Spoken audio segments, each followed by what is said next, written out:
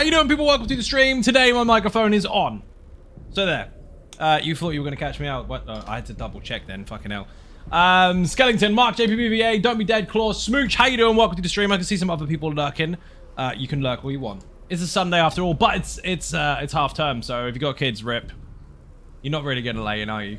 Hello, Zion Ninjas. How you doing? Welcome to the stream. Here's a ninja button. So, long story cut short. This is a new character on a single-player server because I am messing around, finding stuff and things. Buddha, how you doing? Welcome to the stream. Buddha needs a shout-out in the chat. If you're not following Buddha, fix your life quickly. Buddha is also one of the stream team members for Zion Gaming Stream Team. There are 4 of us. It's a very exclusive club. If you want to enter, you can, of course, apply. It's on the website. Put zonogaming.com in your Google and then press it. And you'll find stuff and things. That's what we do now. We don't use the address bar. We use Google. This is not actually happening. Tell me if this is too loud. By that I mean, is my voice being drowned out by the loud noises of the game? The Blitz server is going mental. We got raided last night, which was mega. Yes, I'm flying because I'm on single player creative mode. Don't judge me. I'm looking for stuff and things. Some influence or some ideas for you people so you know how to make bases. Even Zion Ninjas, hearing you loud and clear. Excellent. The Blitz server is fan-fucking-tastic. Season 1 was kind of tiptoes. People weren't sure what to do. Season 2, everyone waited for it to start and then fucking flooded it. Today, especially, has been busy all day long. We got raided twice last night, which is mental. About even all good. Excellent. Love getting raided. It's fucking brilliant. That means people are playing. They're very sneaky at finding all these different secret bases, but it's really not that difficult when I show it on live stream, is it? But that was kind of cool. We got some more joining the Blitz Discord as well, so people are having fun there. That is loud, man. What's the need? Anyway, if you haven't followed already, obviously, put Survival in the chat. There's a new YouTube channel there to go alongside my existing one. And the Blitz server is free for everyone to join on PlayStation. Yes, I have 3 private servers, but that one is not private. That one is owned privately, and it is on partnered hardware. So not only is it an awesome hardcore PvP server, but it is also on the best servers you can get. Put Gportal in the chat. Yes, I'm on Gportal Partner, and yes, you can get cheaper servers. Ravicus Maximus, how you doing? Welcome to the stream.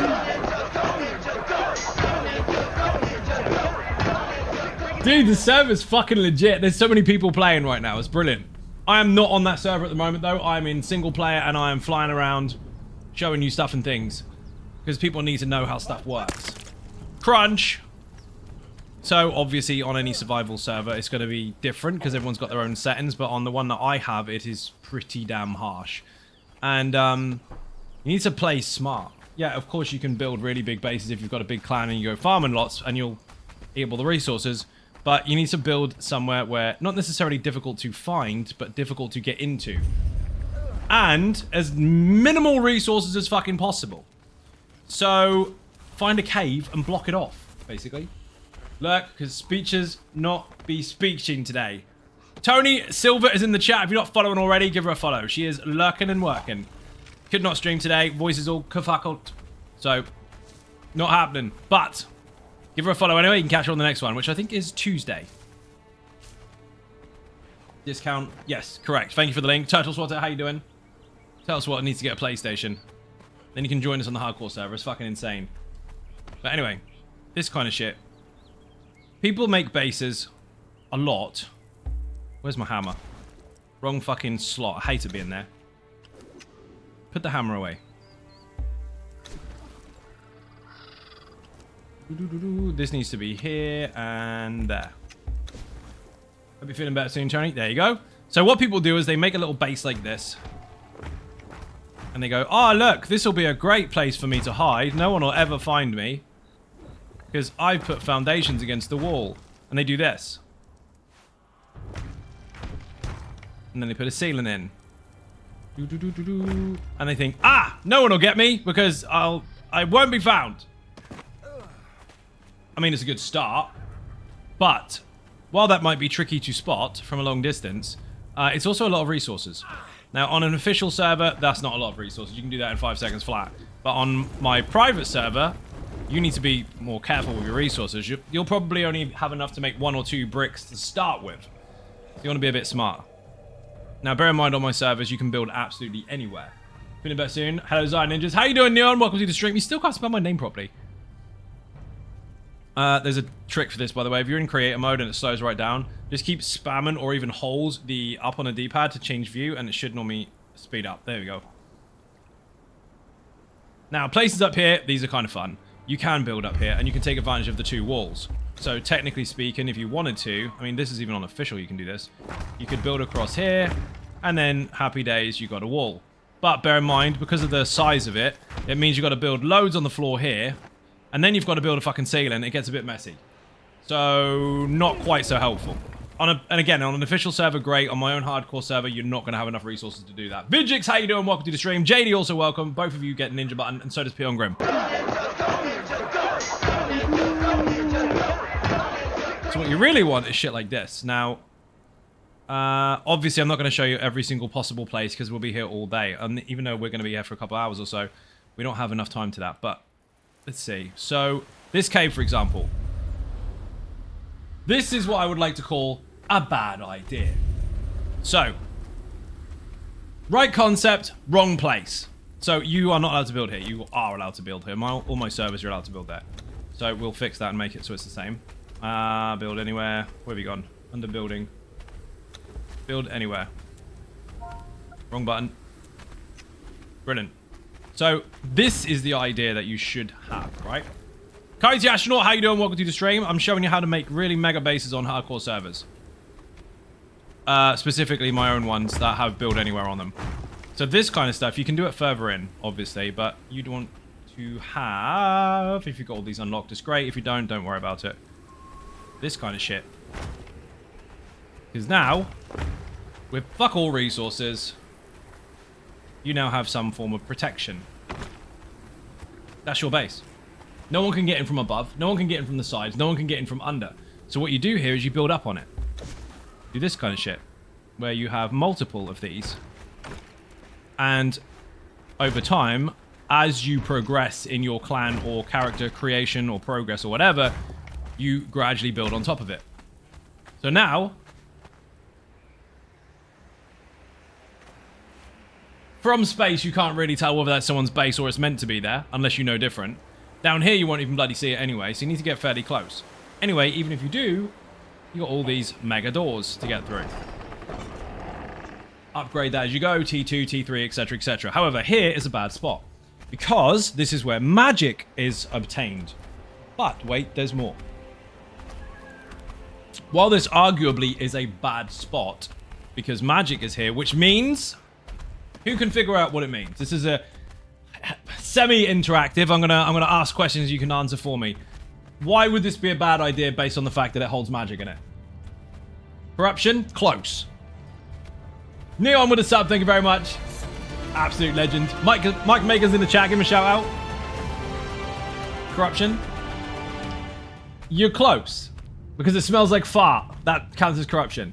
So you can't see corruption at the moment because I'm in creator mode, but if I went out of it, then yeah, you can see it. This place is full of purple shit. That's not the problem. The problem is this place is popular. You need to come in here in order to get the book. And if you don't get the book, obviously you can't unlock magic. And on my own private Blitz server, you're going to need that book 5 times per combined. So people that are trying to do magic on my server are going to be in here a fucking lot. However, if you decided to go sorcery, full sorcery, that's when things get a little different. So let's go health max, no, not that, level max, select level 60. Yes please, apply. Brilliant. So I should be able to put my stats in. Attributes, we'll go with loads of health because you're going to need it. Glutton punishment, yes please. Authority not necessary. Grit, sure, why not. We'll have some expertise as well. We can carry loads of shit. Beast of burden. Actually, I'll just build the same way as I always do. And we'll have this. Now, I do need to heal. Popular corruption plays, PCP. So how would this benefit you at all? So, while people have to come here to get the book all the time, if you were a max sorcerer, let's see here. essence. Essex.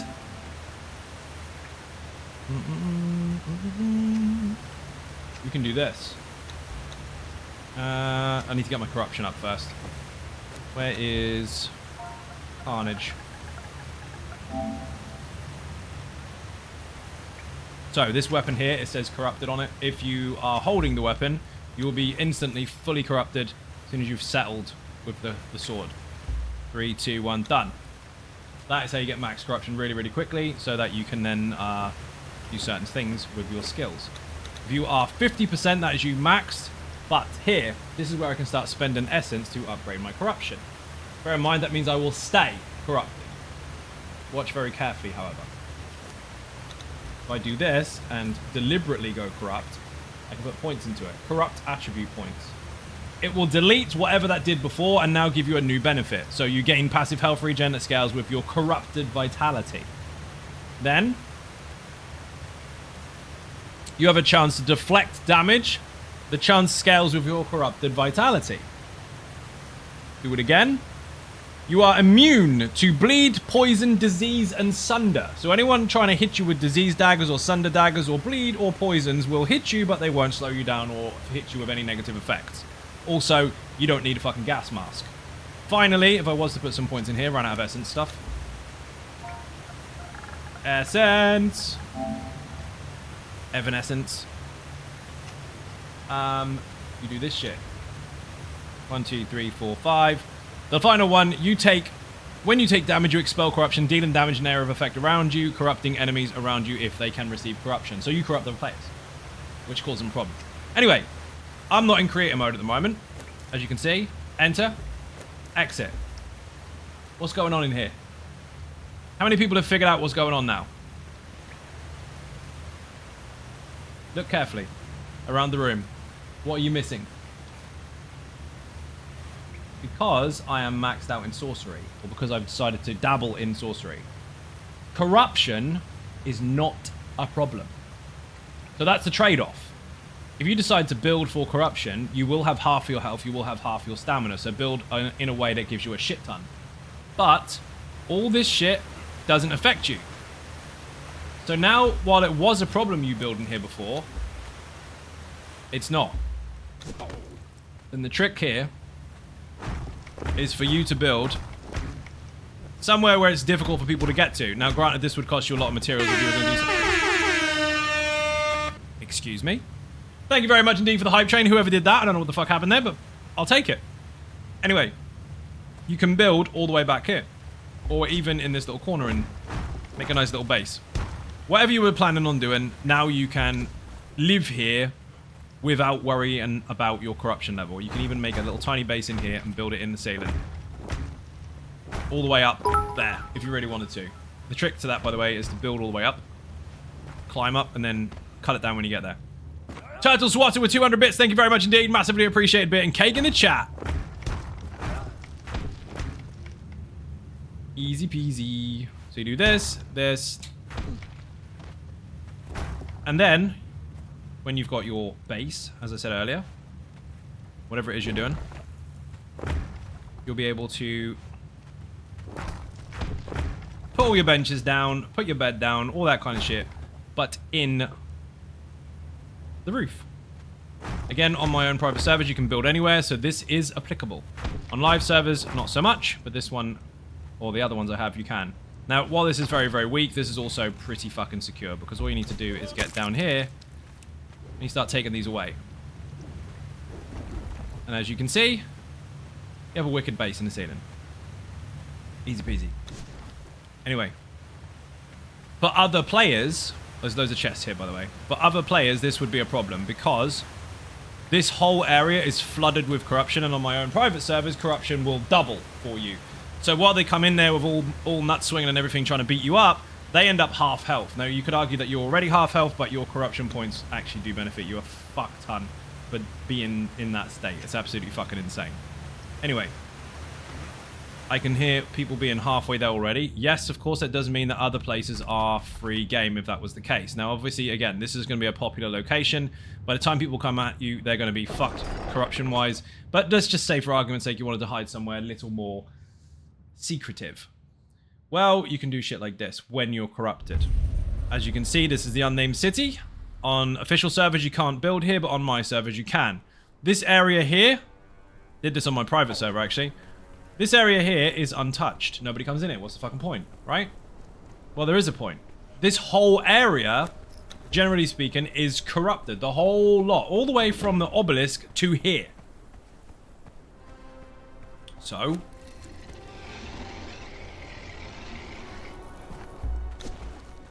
here we go again.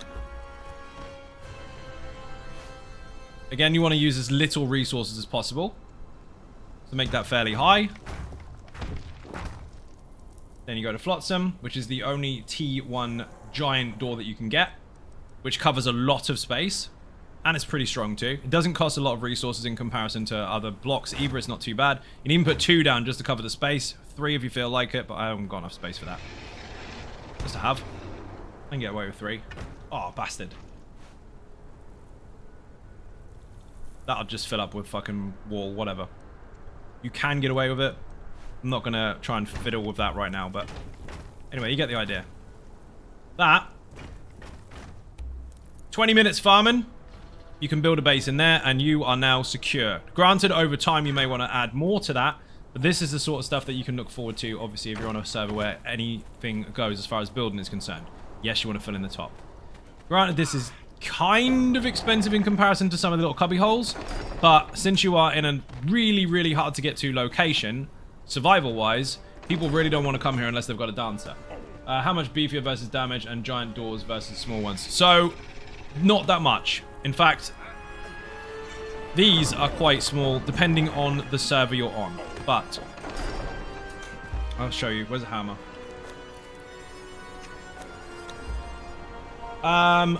Coyote, if you use the same tier, let's say for argument's sake using tier 3, the small doors is 50k, the large doors is 65. So 15k extra. But the thing is, you can cover a bigger space with less blocks. And that helps for really, really obscure locations and really kind of really tight ones. Hammer. Where's my hammer? Hammer, hammer. I'll show you in a moment. We're going to go over some other stuff. But here. That has got 3.2 as a T1. Granted, the doors, the regular doors, are still also quite small. Health-wise. They are sitting on 2.5. So, it is more.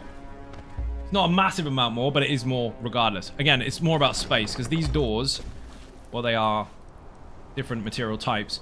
You're talking 25 wood there, whereas a foundation would be 35 wood. 5 stone on top of that, on top of twine instead. So, for the price almost of a whole foundation, with a couple of different variants to materials, you can make an entire fucking door. Obviously, the frame is going to be double the foundation, but you can do 2 or 3 foundations, and then this wall, and then a door, and then go on and on and on, and you are making loads and loads of different individual bricks, or you can just go 3 foundations and a giant one of these. A lot more user-friendly as well. Also, this is always fun. Some of you are probably used to this anyway.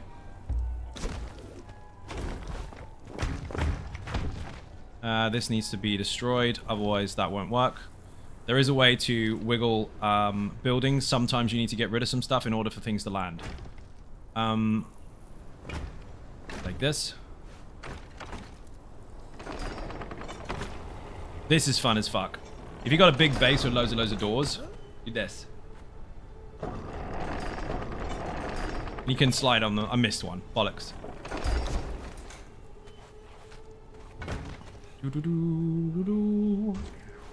Go in there. Right, we'll try that again. Shut the door. How often does the Flotsam come up in a bazaar? It's got that green triangle of knowledge. I don't remember the last time it came up, to be honest. Actually, no, that's part of DLC. I think it might be Siptar. Did I miss the door again? Oh, now it wants to shut. Anyway, you get the idea. So, in a small space, you can do shit like that. Now, dramatic music, I know. How about if you want to be a real smart ass? That looked expensive, didn't it? Well, maybe not. What about if you did this? Put one either side. It doesn't count as undermeshing. You're allowed to do that. And then you did this. Look how cheap this is already to make something this quick. Put this here. Please fit. Beautiful. You have to mess with it a little bit. It is very tricky sometimes, but it will go onto the foundation. Come on, come on. Don't let me down. Gotcha. Now that won't go inside this structure. Okay, it won't go inside of it, but these will. Getting some proper lessons here. Aha. Get rid of that. So if you can't build it in, there's always a way to add something else. Now, if you look very carefully, from the outside, no one even knows you're there unless you're very, very close, because you're not going to see that from a long distance.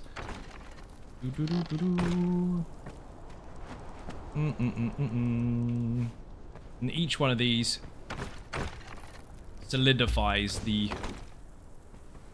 base you've got. So you've now got 5 individual doors before you even try and get in.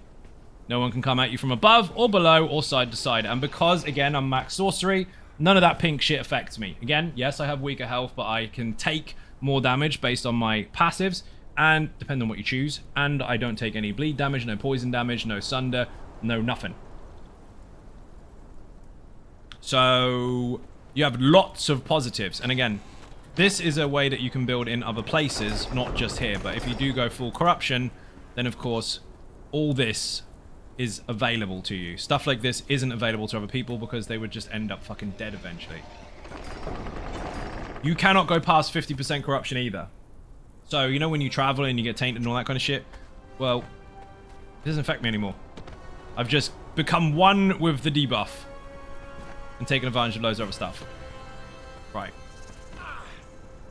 Again, this is more about the hardcore servers, specifically the Blitz server that I run, where you can build anywhere, but the crafting and the building is extremely expensive. It's ×5 on both sides. So 20 blocks is going to take you a long time to farm. One T3 block is 15 steel reinforcements. And to make 15 steel reinforcements, you need 5 times the materials to even start making the steel, let alone the rest of it. Have you played or tried Mass Effect games? Slightly off topic, but yes. How much? Read that one already. Plus, you can, over time, put small doors into big doors, but not the other way around. Correct. The way to make the doors work, by the way, this is probably all over the internet anyway, but I'm going to tell you since you're here. This. Oh, no, this I already looked up on YouTube. Good for you. 1, 2, 3. Now, watch very carefully. If I want this to go here, fairly simple. This will snap to the 3. 1. Come on, do it. 2, 3. However, if I take them away, it will still occasionally snap, but it's a pain in the ass if you've got more than fucking 3. It will bounce around all over the fucking place. I can eventually get it, but then you're trying to get the other ones in between, and they won't fucking land properly. You might get the front and the back, but the middle one is a pain in the nut. See, that didn't even land properly. So you end up doing all this dancing around. It takes you too long. So the easiest way to do it is just 3 in the beginning. Now, you used to be able to use fence foundations in the floor, little thin fence ones, and put them really close together, but they kind of altered how close or how far away they can be now. So you can't put them as close as you used to before, but you can still make a pretty big mess of the doors. So 1, 2, 3 always works on the first one. Then after that, it's 2. Don't know why, it's just fucking weird. Might be able to get away with it this time. No, here we go.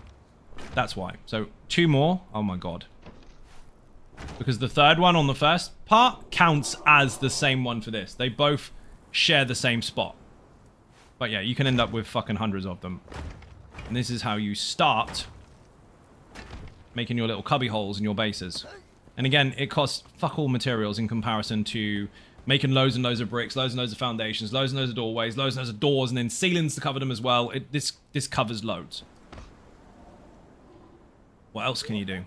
So, without the corruption stuff, which is irrelevant now, because I've already gone over that. Let me reset them, actually.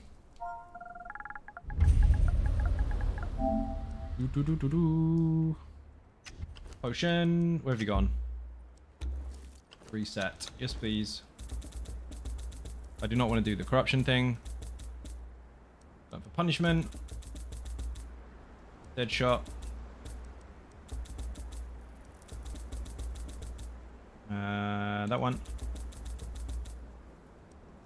Pretty much it. Have you played? I've read that one already. Let's see. So what people tend to do is they tend to build in very popular spots that are all over YouTube. Now, when you're on a server that has build anywhere, you don't need to do that anymore. So you can be a bit smarter with your choices rather than going for the obvious. Now, you can still build out in the middle of nowhere. You can still build with roofs and all that kind of stuff, but you want to build with somewhere is already covered. So stuff like this, players aren't going to be able to get under here. They can see you, but they can't get in here from the back. So you could live in this little spot here. Really, really simple. You can't obviously put benches and shit in here, but it would be a nightmare for people to try and get in here if you fill all this in with a fucking great door. The only problem you're going to come into is that the door will stop about here, and then you have to put a ceiling in or wall in. But even stuff like this, you can hide in plain sight with a tiny little door there and just stick a bed in it. It will cost you fuck all materials over time, really. It will take you like 20 minutes or so to get enough to do this. Block it all in. And go to sleep. Again, you're using the outside area as your defense. Nothing here can be affected from the outside. Smooch, how you doing? Welcome to the stream. Obviously, you want to build it up a little bit more, but you get the idea. Find somewhere to hide in. Read that one already. How often is plot from Turtle Swallow? I read it's already. I've already answered it, but double check it because I think that came with Siptar. I bought all the DLCs and stuff a long, long time ago. In a fucking great pack. So I don't remember which one has which, but I vaguely remember that being part of that.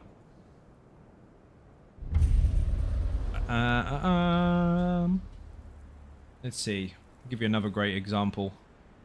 This one is a very, very, very good spot. However, you are going to use a lot of resources. The reason being is, while you can block this in with a door, or several doors, you've got another side.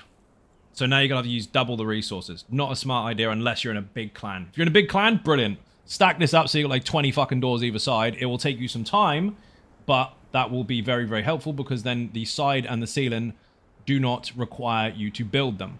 You want to make sure people can come in from as little sides as possible. So if they can hit you from the sides and the back and the front and the above your base or even under it, it's not very good. But if you can make the NPC walls part of your wall, that works a lot better. What about wall instead of a door? What would be the point? It's the same amount of resources. You're still going to end up having to fill both sides. Boing! Wasn't a boing, that was a wee. Stuff like this as well. Where are you? This is a sneaky one. This is the wrong spot, actually. No, it's not. Ha ha ha ha. Look at this. Ah! Now, not everyone knows about this one, but a lot of people do. Most forget about it and don't check it anymore. But this particular spot here, we'll zoom out so we can see. Here, with the bridge, Chaos Mouth. Underneath it, there's a little tiny cubby hole here. And if you don't have many resources and you're a solo player and nobody knows you're there, if you're sneaky about it, this becomes your tiny little base. And on my private servers, the ones that are public, they're private owned by me, but they're public for PvP hardcore. These are expensive. It will take you a fair bit to make those doors. Are they really, really strong? No, but gaining explosives is difficult.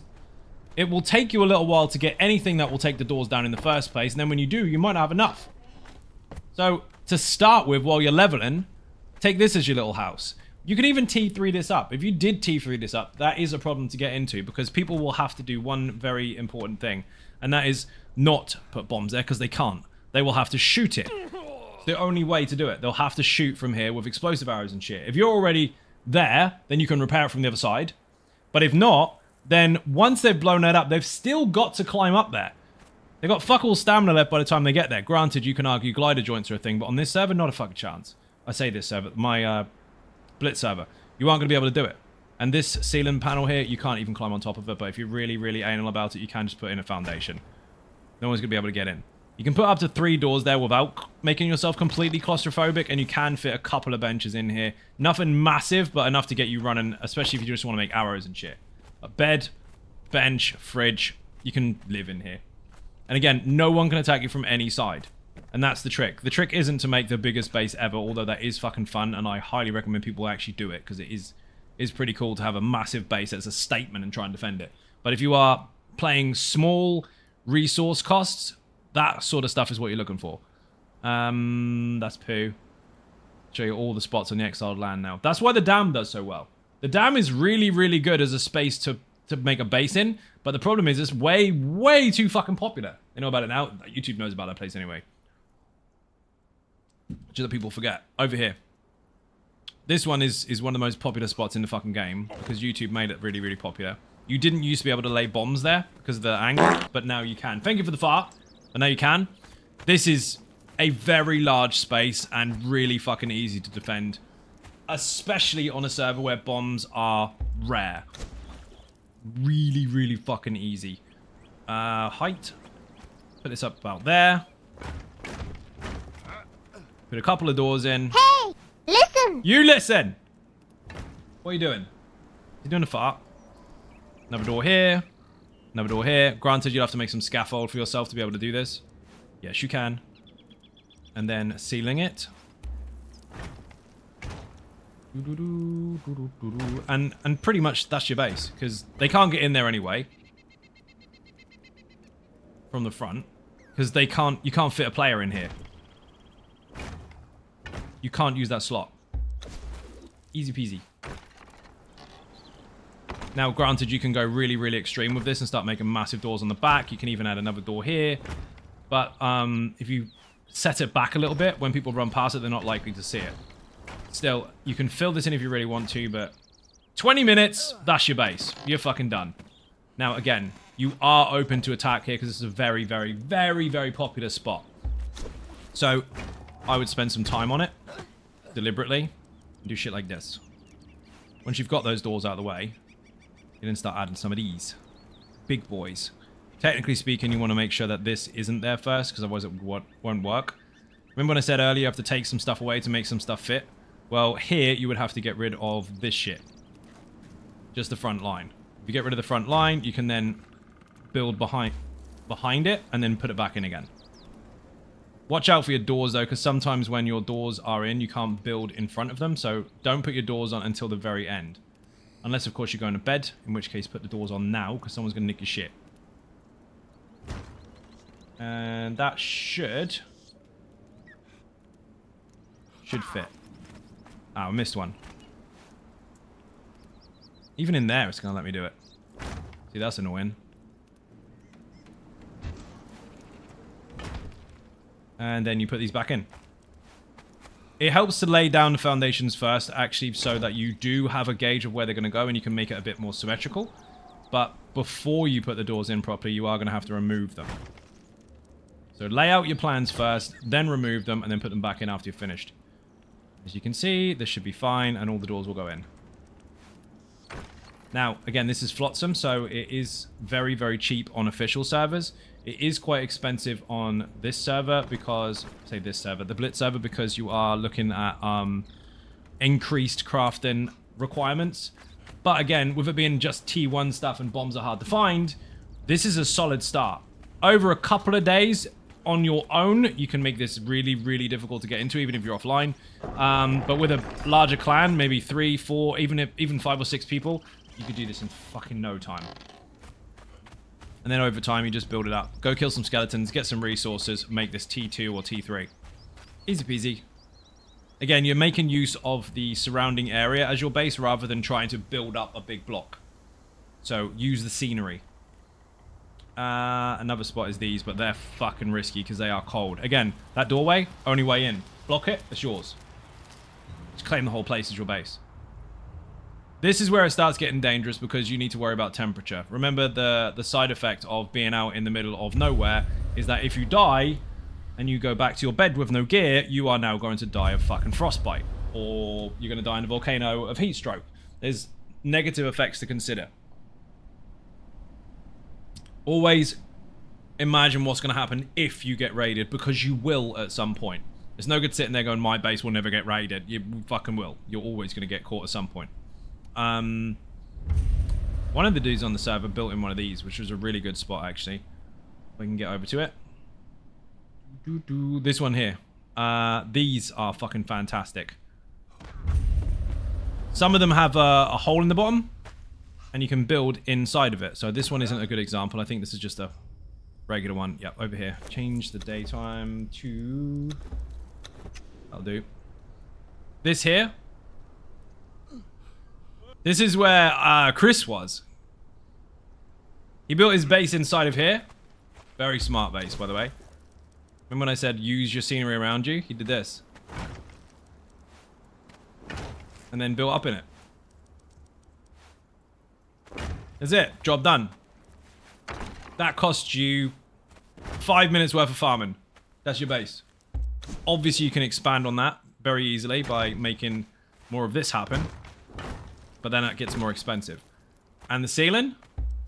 Even easier.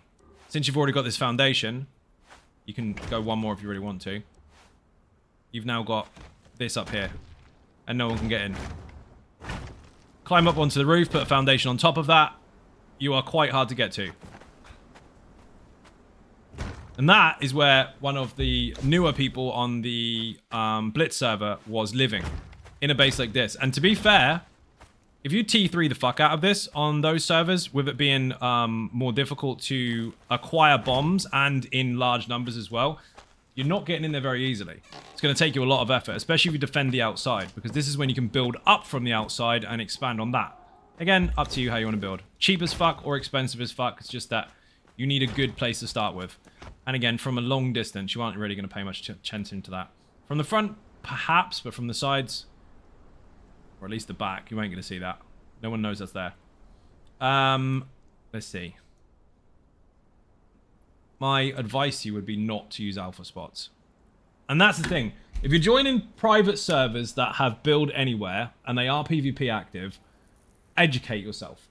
Look up as many best base location build ever. Do that. Look them up. While they're exhausting, because obviously everyone knows that spot, if you didn't know it, it's helpful for you to not accidentally build there. So use it as a way to avoid places rather than a way to find places. So this, for example, is a very well-known alpha spot for good reason. The Blitz servers don't really need them because everything gets deleted after 30 days anyway.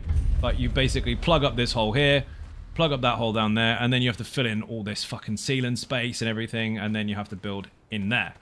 That is awesome if you had enough materials. On my Blitz server, you will not have enough. It will take you a very long time, and by the time you've done it all, you will have to reset the server. So stuff like that is redundant. But on official servers, expect people to be there all the fucking time. People would jump from one server to another, waiting or looking to see if someone's got it so they can take it, otherwise they won't play. These are good spots, but they are deceiving. This is not cost effective for your materials. Because, while this looks really, really simple, that's a lot higher than it looks. Give you an example. This door is very, very high. It's like 4 blocks high. Fucking not a chance. You're going to have to build 2 of them. So, really easy to get into. Cool spot, though. You just lay up there and hope nobody finds you. Stuff like this is good. I mean, technically speaking, it's a shortcut to the valley, but you can build up there. Use the ceiling for cover.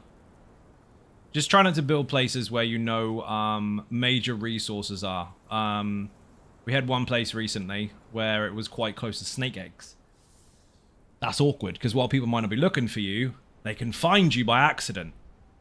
I nearly said, whose base is that? That's mine. Even stuff like this. If you're going to build in places like this, just use the ceiling. The smallest part, use the ceiling. But bear in mind, people are going to shoot at you, and they're going to knock that down eventually. So, again, it's more cubby holes. And there are fucking tons. I'm skipping past loads of them because I don't want to give you too many ideas based on where I may or may not have built on other servers. But there is a lot. Not just on this island, but obviously on Siptar as well. Siptar we're not going to go over today, though. This is a very popular spot. Not so much there. Or up there, which you can use. This is where we found that dude that decided to raid everyone on the server and then got salty because he lost. And called mod abuse, which was tragic. By the way, for anyone that's confused, I'm on single player at the moment. He built up there. Which is bloody risky, because if you fall, you're dead. But he built up there. Why do people build here? Because if you do, no one can do anything apart from shoot the ceiling out, in which case, well, all your shit falls down. But they build in here. Usually with a flap or a door or an elevator or something. That was really well placed, actually. I don't think I can do that again. Generally speaking, they build like this. Then they have a ramp.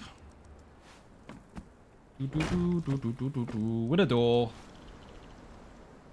Wherever that may be. GG. Thank you very much. Yeah, it doesn't take many resources. It's a very, very cheap and nasty base, but it's very hard to get to. But once you find it, as long as you've got fucking arrows, you're done. Where's the elevators? They move them around, obviously, when you're in creative mode because reasons. It's on here. Sure, they moved it to here. Aha! Here we go. Vertical. Yes. And that's it. So you're up here. You can't fire from above or the sides. No one can get in apart from here. So they use an elevator to get up and down. Then guess what they do? For those that don't know. Do they leave it there so you can access it? No, did they fuck? They do this. Put it in their pocket. Then they climb all the way up and then place it back in again. Yeah, they keep it in their pocket. So if you ever find someone that you know lives in one of those bases, kill them. Because they've got an elevator in their pocket and now they can't get home unless they travel back in their bed. Awkward. Hopefully they don't have spares. If they do, I mean, it's going to get expensive for them quite quickly. But they normally have a bed in there and then a bedroll somewhere else. But it's funny as fuck. Take it out, they do. They always put it in their pocket. But that is a really, really solid spot, but don't use it. Don't use it because everybody knows about it. It is one of the most popular spots in the entire fucking game. And it's normally a race to get there. If you can build in there successfully, it's very hard for people to get you. But on an official server, you want to go further than that. You want to build up all these and make it really, really fucking tough for anyone to get anywhere near that before you even think about going up to that door. But anyway, that's irrelevant. The idea is still find somewhere that is already a solid hidey hole before you put any doors in. And that's mostly what you need to do. You don't need to do all this... where's my fucking crafting stuff? You don't need to do all this shit. This, and make a big flat base and build loads of walls around it. Which you can do, and it is fun. And I like it when people start building castles and shit. Nothing wrong with that, but on my Blitz server, you're not going to be able to do that unless you've got about 10 people in your fucking clan. Because you just need too many resources. But this kind of stuff, while it's fun, is not very cost effective when you need to make use of all your resources. Because this would take you a fucking day. You think of how many bricks are used there, how many blocks. Now think how many it costs to just simply put a door in a cave. Is the cave probably easy to find? Do people know about it? Sure. But it's harder for them to get into. Now, where I wouldn't recommend to build, again, is popular places. So the magic place, Sinner's Refuge is fine on a private server if you're playing RP and all that kind of stuff. We did that before, but on a public, aggressive PvP server, definitely not, because people go there to get minions, and they're going to go through you to get it. While that might be fun, you are going to have a lot of activity, and I don't think you'll be able to defend it long term, especially on a 24/7 server. There's another cool spot. I'm not going to show you all the alpha spots, because I want you to not use them. This here... This area here, there isn't really anywhere here where you can make a definite you can't fucking reach me base. Unless, of course, you build it underneath. Again, people can still get to it, but consider this. If you are here, you are cold as fuck almost instantly. Now, you can see my temperature is dropping and dropping and dropping and dropping, and now it's cold, and it's still dropping, and now it's very cold, it's still dropping. I'm extremely cold, and now I've got frostbite. That's before you even get here. That's going to kick in along here. The frozen bridge, smack bang in the middle, is one of the coldest places in the entire game. So if you can survive here, it's a good place to have a base as long as they can't shoot it from long range, because if they want to get close, then they're going to have to bring cold gear. That is when you put your minions down with black ice weapons, so that they deliberately apply like a frozen effect to the players, and that stacks on top of what they've already got. So you can frostbite a player almost instantly, and they can't live. They're fucked. Let's see what else we've got. There's a couple of wolf dens around here, actually. Most people forget about them. This is a really good one. Like this. Now, granted, this is not very practical for your resources, but most people don't come up here. So you can have a tiny little hut in the corner here and no one will ever fucking know. You gotta climb a lot, though. Ooh, free stuff. Can't build in the buildings, so there's no point. Shame you can't open those doors. We're gonna wing it now and look for really cool spots. Even though I know all the spots anyway. I'll show you the difference. This here, don't bother. Yes, you can put a door in here. Yes, you could live here, but it's a cut. It's a cut through. It's a shortcut. Can you tame a wolf? Yes, you can. You can have a pet of anything. Anything that you can see, you can have a pet of, except for a couple of demons and shit. There's a couple of things you can and can't do. Most of the time, though, if you can find a baby, you can train it. His eye doesn't matter if I'm using any of the 3 Vatran staffs for Wrath of Elements, if I'm only trying to get 1 damage type, shock, or build as a sorcerer, or should I focus on lightning stuff? Arcane, you know we're not playing ESO today, right? First of all. Secondly, where's my hello? And finally, the actual skill that you'll be using with that is irrelevant. You use, if I remember rightly, you use fucking... No, wait a minute. That's not the one where you use susceptibility, is it? You're aware. Oh, good for you then. You're just rude. Brilliant. Hello? Excellent, we got there. My brain has escaped me. Is that the one with Pulsar, or... It is the one with susceptibility. Then it doesn't fucking matter. You're applying status effects that come from that particular skill. It doesn't matter. Now, the only thing you have to consider is damage over time is inflated by flame staves, and direct is inflated by lightning. So, your choice. Anyway, I'm not playing ESO today, clearly. Whee! I cannot do personal build advice on stream because I can't scale it, get a 1-to-1. But, technically speaking, that particular skill doesn't matter. I'm not going to build in here because there's too many fucking minions anyway. I've seen someone build a tower here. That didn't last very long. Fun as fuck though. I'm aware. I'm just asking for broad advice. So you're going to stop me talking about something quite intricate in one game for broad advice on another one. And you're aware. I know. I read that. Why are you telling me you're aware? I thought you wanted me to tell you. If I'm telling you, why do it? You hurt my brain, dude. You're aware. Well, good. The question's redundant then. Whee! Have you had your Weetabix today, Arcane? Did you bring any for the rest of the class? I did demonstrate this on stream before. You're not sorry. PSA, do not make the mistake of getting snippy in the chat. Yeah, it's no good. Like, asking me a question while I'm already distracting myself completely different. And they go, I'm aware when I answer. Let's not do that. No, I've got food poison, so I haven't eaten today. I'll have yours. What you got food poisoning for? Don't do that. Hope you feel better soon. This stuff, I explained this on stream before. Now, obviously, as you're starting out, you'll probably have really basic materials, so this won't last very fucking long. Be quite easy to get into to start with. But that there is a base done. Now, some of these have a hole in the ceiling. So, problem fucking solved.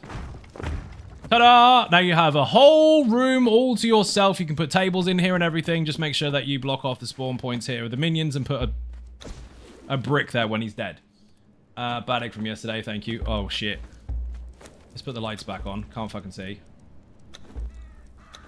Anyway, this is a perfect place for you to build a base. If people don't know you're there. If they do know you're there, they're coming.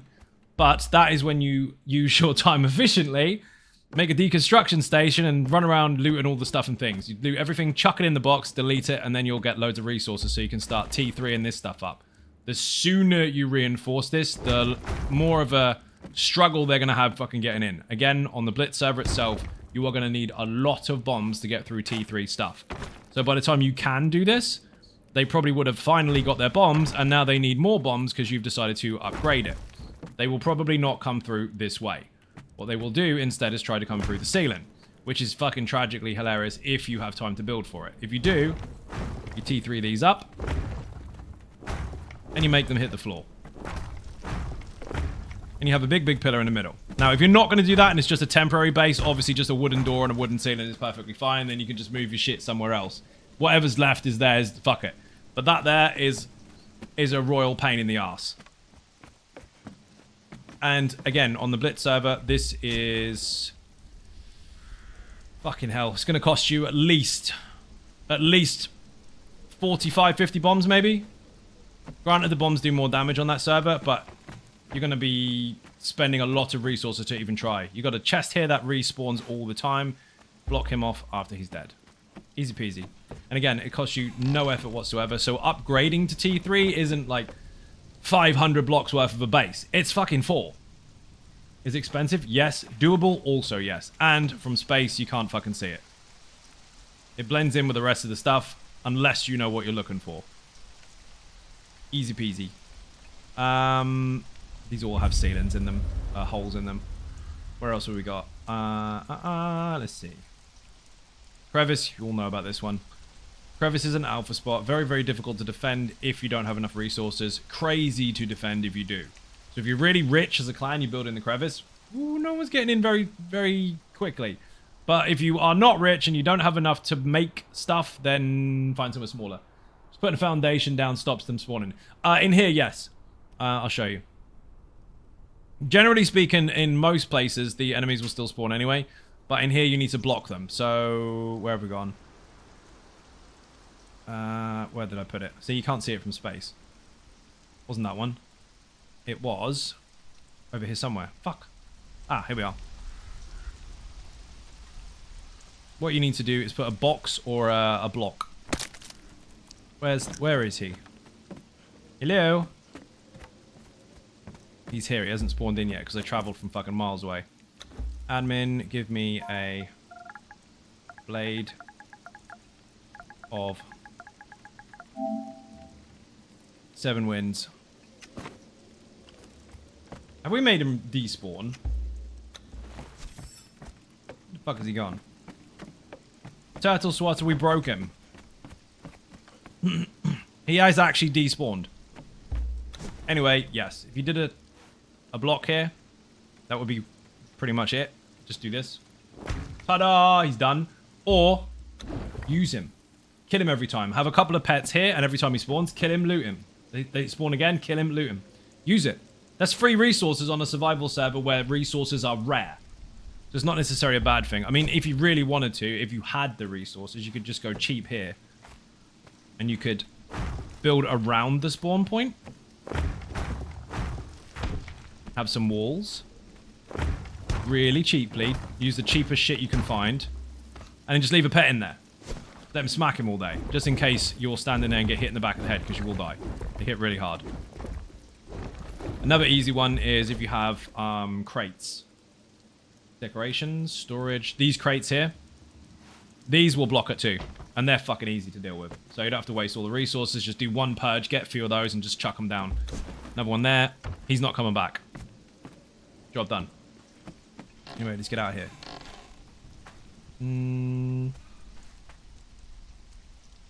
Up on top of the mountain? Don't do that. Obviously, it's really cold up there, but it's not cold enough. Most people can withstand the cold up here as long as it's not dark. Now, the places they can't is a little bit higher up, so around here. But this section here is kind of leaning into cold. You will be okay with just basic gear. So that's not really good for defense. Places like this generally are, because they are up and out of the way. People get lost really easily, especially stuff like this. Because, one, they can't tend to find it again. And two, they have to climb a really high way up. So, if you have glider joints, sure, but on that server you're not going to have them because it's just too expensive to make them. Who was that? You do really like it here? Thank you very much. Beer and Cake in the chat, you're an absolute legend. So unless people climb up here and here and here and here and here. You are the Dragonborn, by the way. Thank you very much. Did you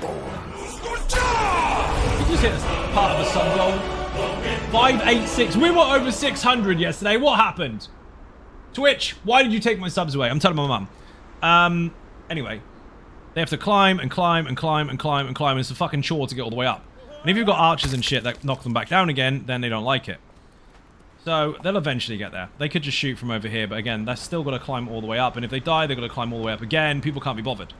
So if you are really, really high up, you're good. Now, I know people will go, what about bats? You are not getting bats on these servers unless you're very, very fucking dedicated. It will take you a lot. So, stuff like this can actually be a benefit sometimes. But again, you're going to have a lot more resources. So it's risky climbing all the way up here without all your extra shiny bonuses to help you climb, to then use extra resources to make your building. You might fall and die, and your corpse might get stuck. It's a mess. But for the sake of being annoying, that's a good spot. It also prevents people from building in the crevice. It's not technically land claiming, it's your space. There's a wolf den. Where the fuck is a wolf den? Here? There's several, actually. This is the one. Don't die. This one is very low to the ground. Very easy to find. If you want to build here. If you're looking for it, you will get lost quite a lot. That was semi-luck for me finding it there because I always go the wrong fucking way. That is the wrong block. So again, use your brain. Make as much use of the scenery as you possibly can. Here, while it is not obviously a huge base, you can still use the big doors. That will give it away. So in this one, you will want to make the small ones. But if you're not too bothered about giving it away, you just want to hide in it. And take advantage of the strength of your walls as your defense, rather than, hey, I'm impossible to find. That is up to you. Here, you are going to need to build in the roof a bit.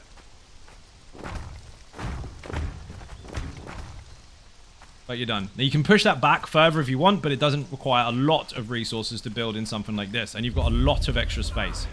You can put a couple of floors in. You can build in the ceiling to have your bed up here. And again, all this is what people would normally use with bricks. They'd make that cubby hole themselves. You don't need to. It's already pre-made. So again, easy peasy.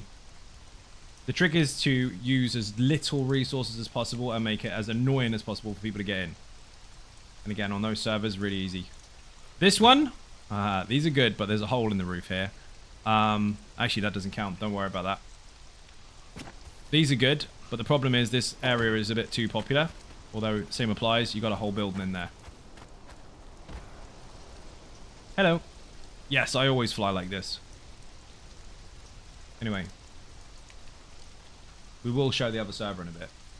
It was busy as fuck today. So many people online.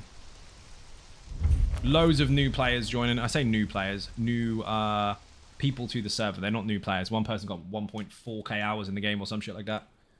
Lots of people tend to hide their profiles though because they think they're being stealthy. They're like, oh, you'll never figure out who I am. You're John. I'm not. You are. No, my character's called not John. Oh, okay. Now this is brilliant. This does actually cost a fair bit of resources, but it's also a sneaky one. Let's see.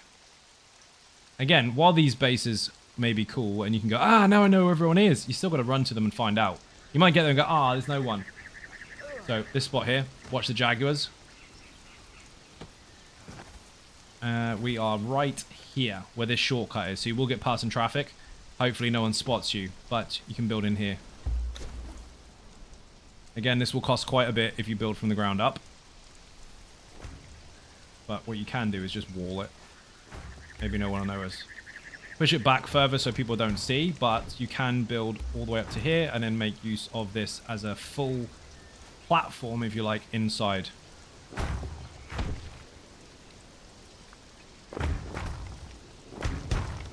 And you can either have one whole ceiling all the way across and then make multiple floors for a huge, huge base inside here, or you can just block it all off and just as many fucking foundations as possible. The trouble is, again, on the server with less resources, is what materials you're really going to use for your foundations. If you're using woods and stones, not so bad. If you're using this stuff, you want to put it higher in the ceiling and just kind of chuck it in here.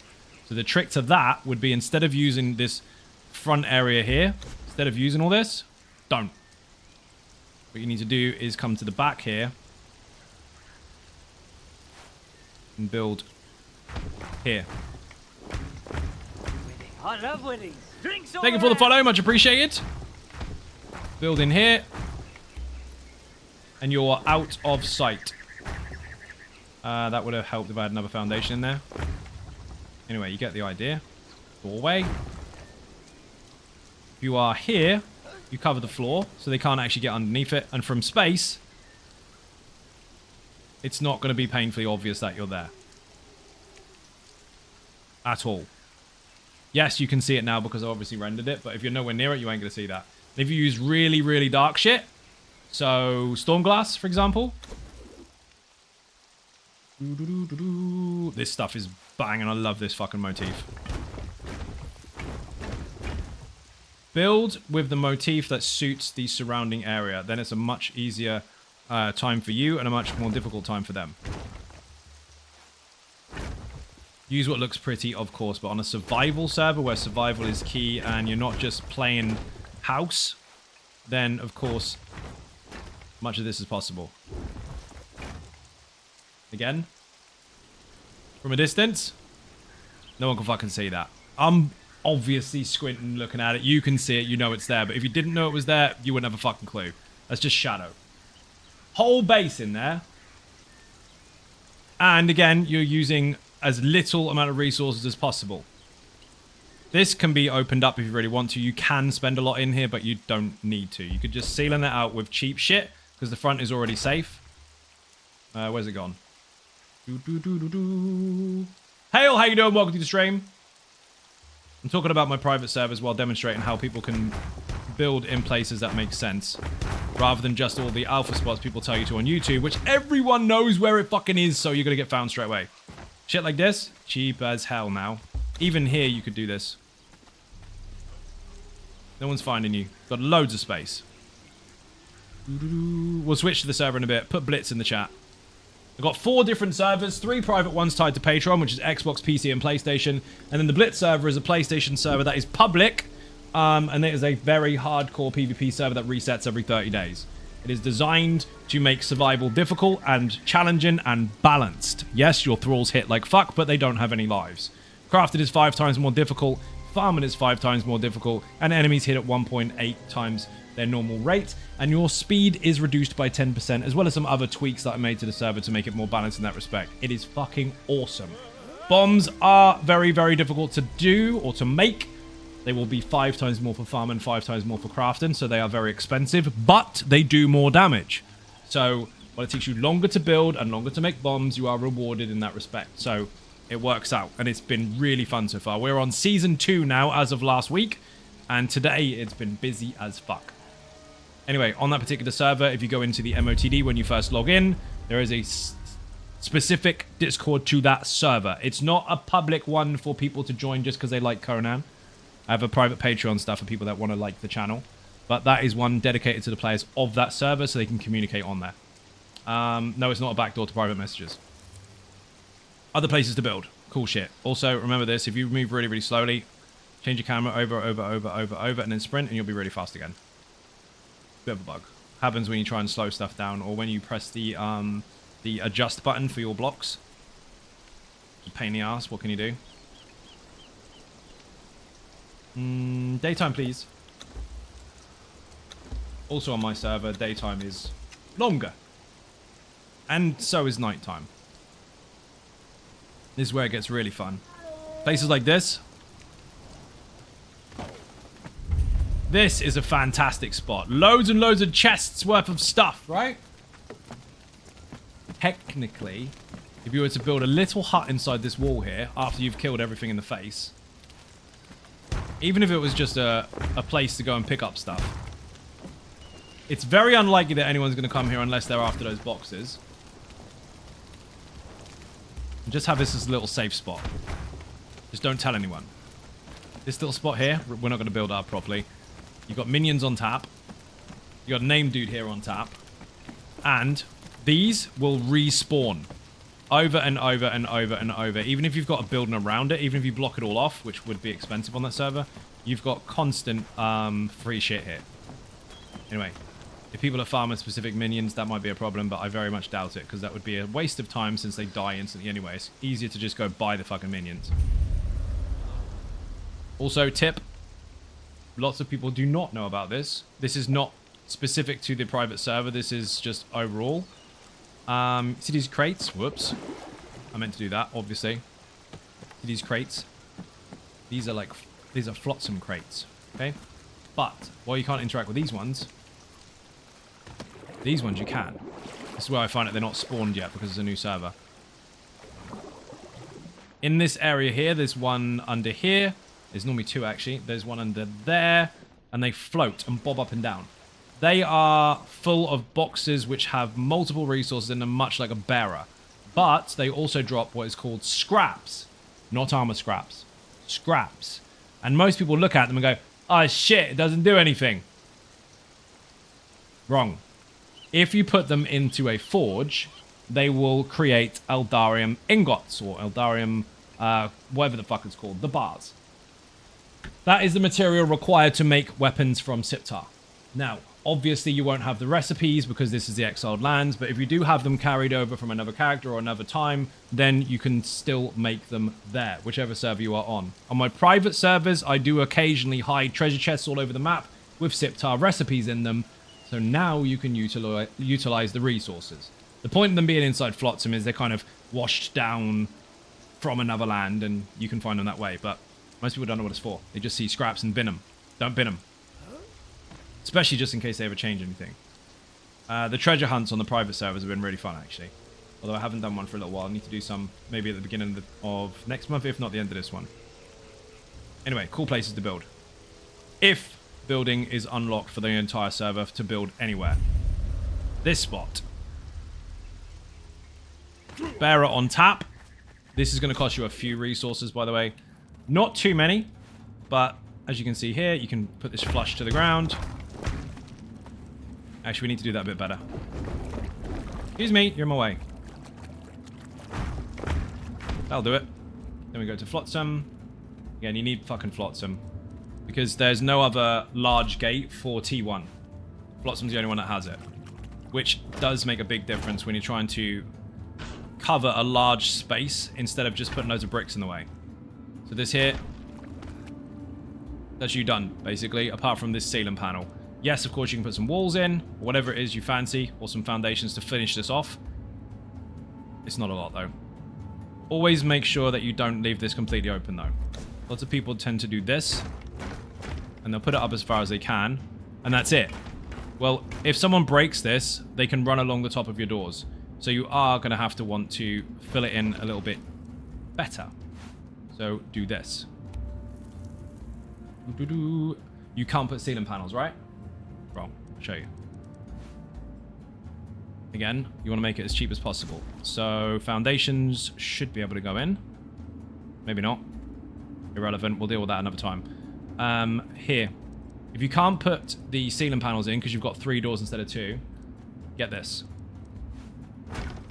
Put those. Hatch frames. Then swap them.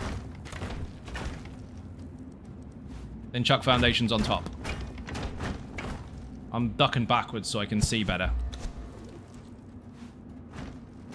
And then build down from there. If it'll let me.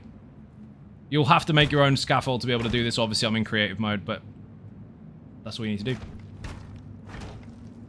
All the way down. And then eventually, as your character's progress kicks in, you can then upgrade it with better quality materials. But for now, you can do this both sides if you want to. Obviously, it's safer to do both sides, but There's one door blocked off. Do the other one about here. And you've got a massive base in here that nobody can fucking get into. One mega perk to this. Obviously, you'll want to build some foundations on the floor, if you can. Because then you can put your benches down, because benches don't build in water. Put them on those.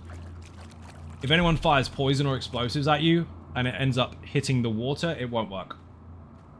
So, rip. And you got a bear on tap, anyway. This one costs a bit more resources than the other, but again, it's the same 3-door thing. Build it to the ceiling with a couple of foundations. That will take you about half an hour to an hour tops to fill both sides if you were actively farming for stone and wood on the Blitz server. It wouldn't take you that long.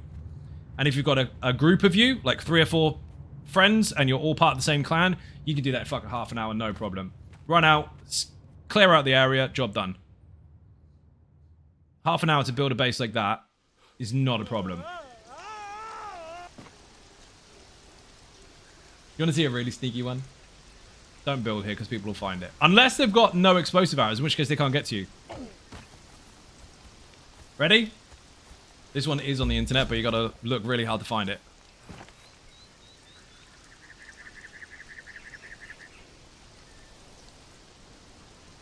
So I'll show you again.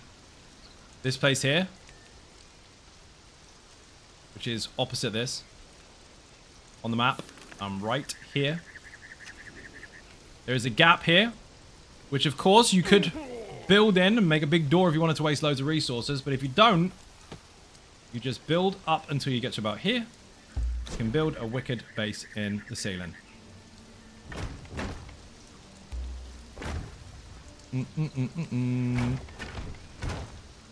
In here. A couple more foundations to make it a bit more, well, safer. And then, all you do, ceiling panel the fuck out of it, which is relatively cheap. With a hatch frame and a flap.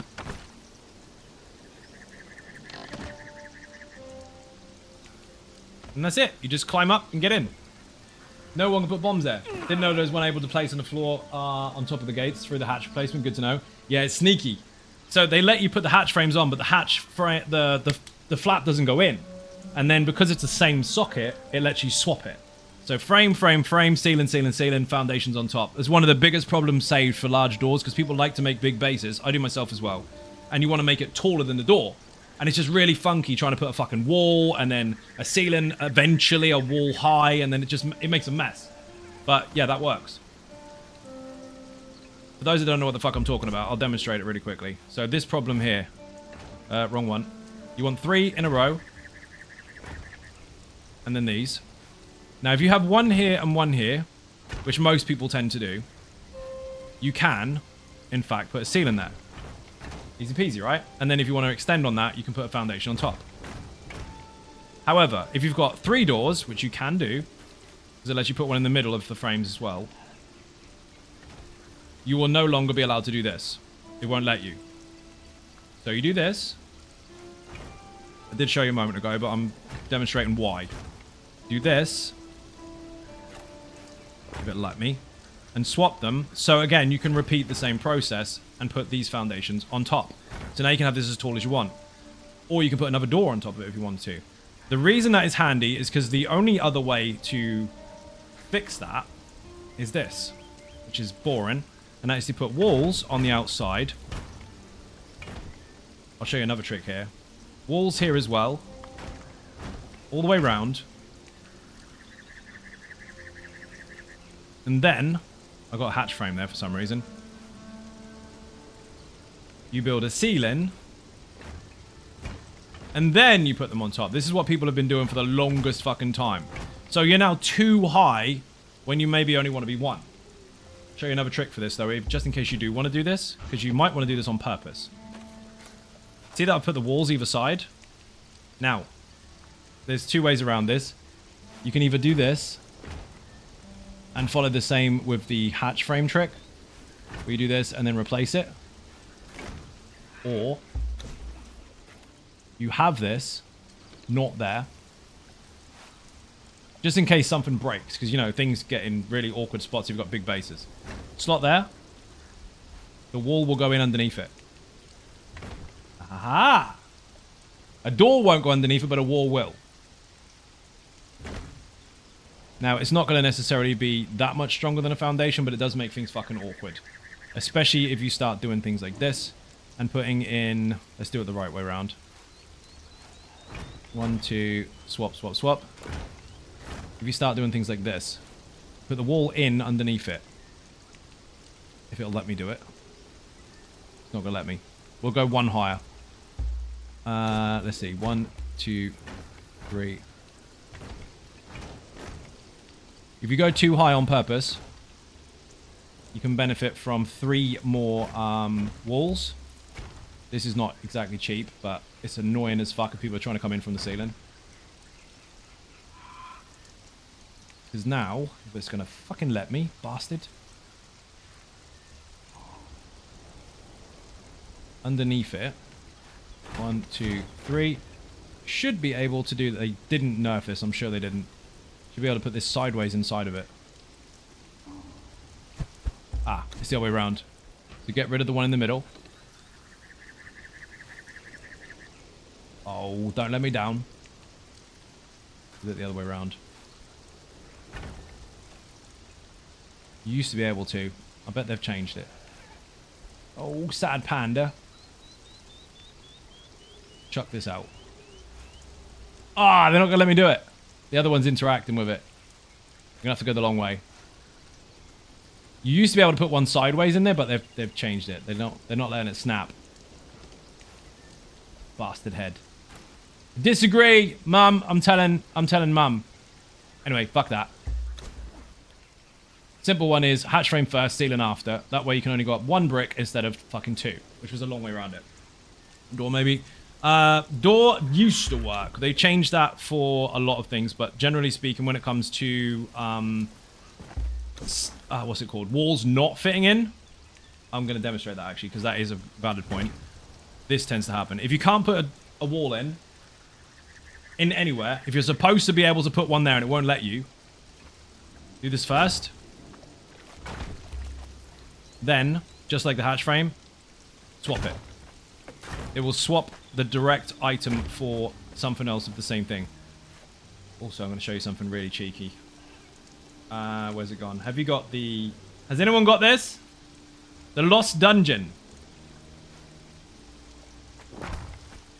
That's naughty. Now, it's very tricky to get away with it. But if you don't have a lot of resources, you can build a base on top of what looks like a foundation that has 70,000 health, but is actually a wall. And while you don't need, you don't have the resources for reinforced steel, steel reinforcements and hardened brick and all that stuff, with that one item, as it stands at the moment, they've had a patch recently and they haven't changed it yet, that one thing actually costs just shaped wood. Now, you do a purge, you loot 4 tables, you deconstruct them, you got 4 shaped wood. So now, your foundation, if you want to call it that, is housing your little tiny hut, and they can't blow up the floor to get to this. They'll have to actually blow up the door and everything. Why is that relevant? Well, because lots of people make a very common mistake when they're making a base, and that is that they try to upgrade everything else first. What do I mean? So, this is a flotsam foundation. This is someone's new base. They've never played the game before. And they're like, ha! Look at these. I've got 4 blocks here. Fantastic. I've got a door. I've got some walls. Anyone that's played Conan, you're probably with me already. But if you've seen this, tell me how many times you've fucking seen this. Not to say that people are necessarily stupid for doing so. They just don't know. This is a standard hut. What's the first thing people do when they want to upgrade? They're like, aha! I can go T2 now. Go me. I wonder what I'll upgrade first. And they go, doorway. And door. Yay! No. Do not do that. Never do that. You might be able to get away with a door, but don't do the fucking walls, the doorway, all the rest. Don't bother. Because all they're going to do is blow the bottom up. 37,000 health. 52,000 health. 10. I'll show you what I mean. Watch. These will go boom before the rest does. Oops. Your foundation needs to be the strongest point. That's why it's called a foundation. So if you are upgrading your base, the first place you start is the floor. Yes, it's nice to have all the shiny shit, but if you're out in the open, build the floor first.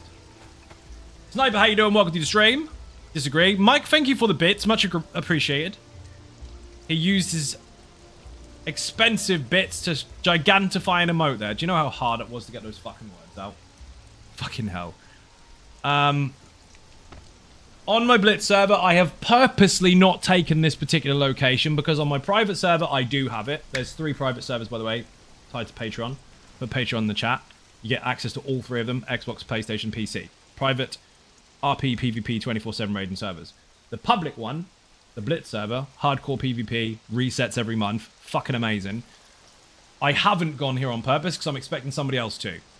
This, on a server where you can build anywhere, is a fucking amazing. Because, much like the dam, you've got, haha, I can build a door in here. Good for you. Brilliant. That's a good start, right? And then you can do this. We'll pretend that works, right? This place is fucking huge. All the way through here, all the way through here. You can't even fucking see because I've got no light. All the way through, the whole lot. On my private server, you've seen the base probably. If not, I mean, check out the survival channel. There's a whole video of it there. Where's a torch? Or night vision, actually. Torch. Think of a link. You can see, you get the idea. This place is fucking huge. You could hide up here in the fucking ceiling. So you have a door all the way back there. You hide up there in the ceiling. In a tiny, tiny, tiny, tiny base. No one's finding you. And then there's an extra bonus to this place as well. I'll take off creator mode for a moment. Watch very carefully. Ready? Watch me climb up.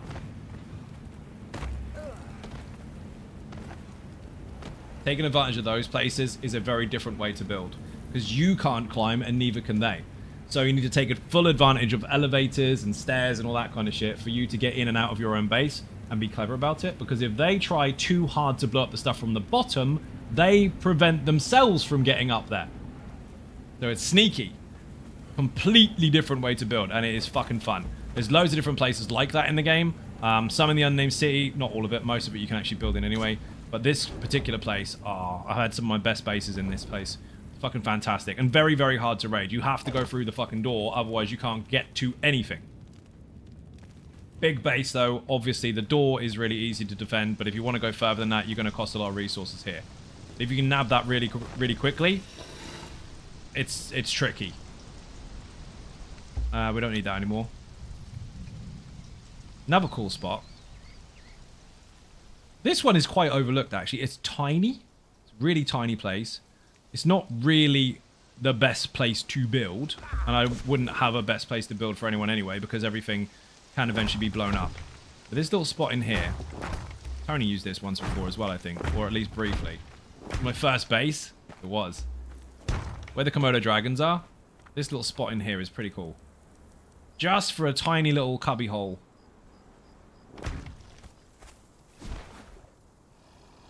It's not somewhere that you can openly defend forever, but if people don't know you're there, it's a pretty good spot. You can put a couple of floors in here easily. Fill that in, obviously. A few floors. Build mostly in the ceiling here, so even if they do blow the floor up, you've got somewhere to live. How can we get on with this ceiling thing in here? Not that. That's not very good. We need to make foundations. Again, it's fucking cheap, because you've just got 2 major doors and some foundations. There's not much to it. Really easy. I remember watching her trying to get the floor level. Yeah, it's a pain in the ass. It's not an easy spot to build unless you get the floor right. Technically speaking, you can build in the ceiling here. So you can take advantage of this. Ahaha.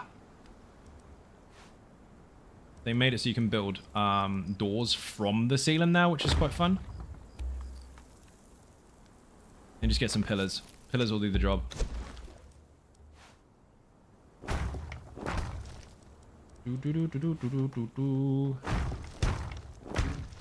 And now you've got a whole floor. Yes, I would make this more even, obviously, and make it line up so it all fit. But you can have a whole floor up here and hide in the ceiling. Yes, I know, I can see that. I would block that in and make it look more cooler. You get the idea as a rough demonstration of what you can do. Benches down here, bed up there out of the way. Hide that. Doesn't look too obvious if you clean that up. And again, you've used the mountain itself to block off the door and all of its weak spots. So it's inside a place that you don't have to now build side walls and ceilings for. That's the trick. On official servers, it's not necessarily difficult to build. It's really easy to get resources, generally speaking.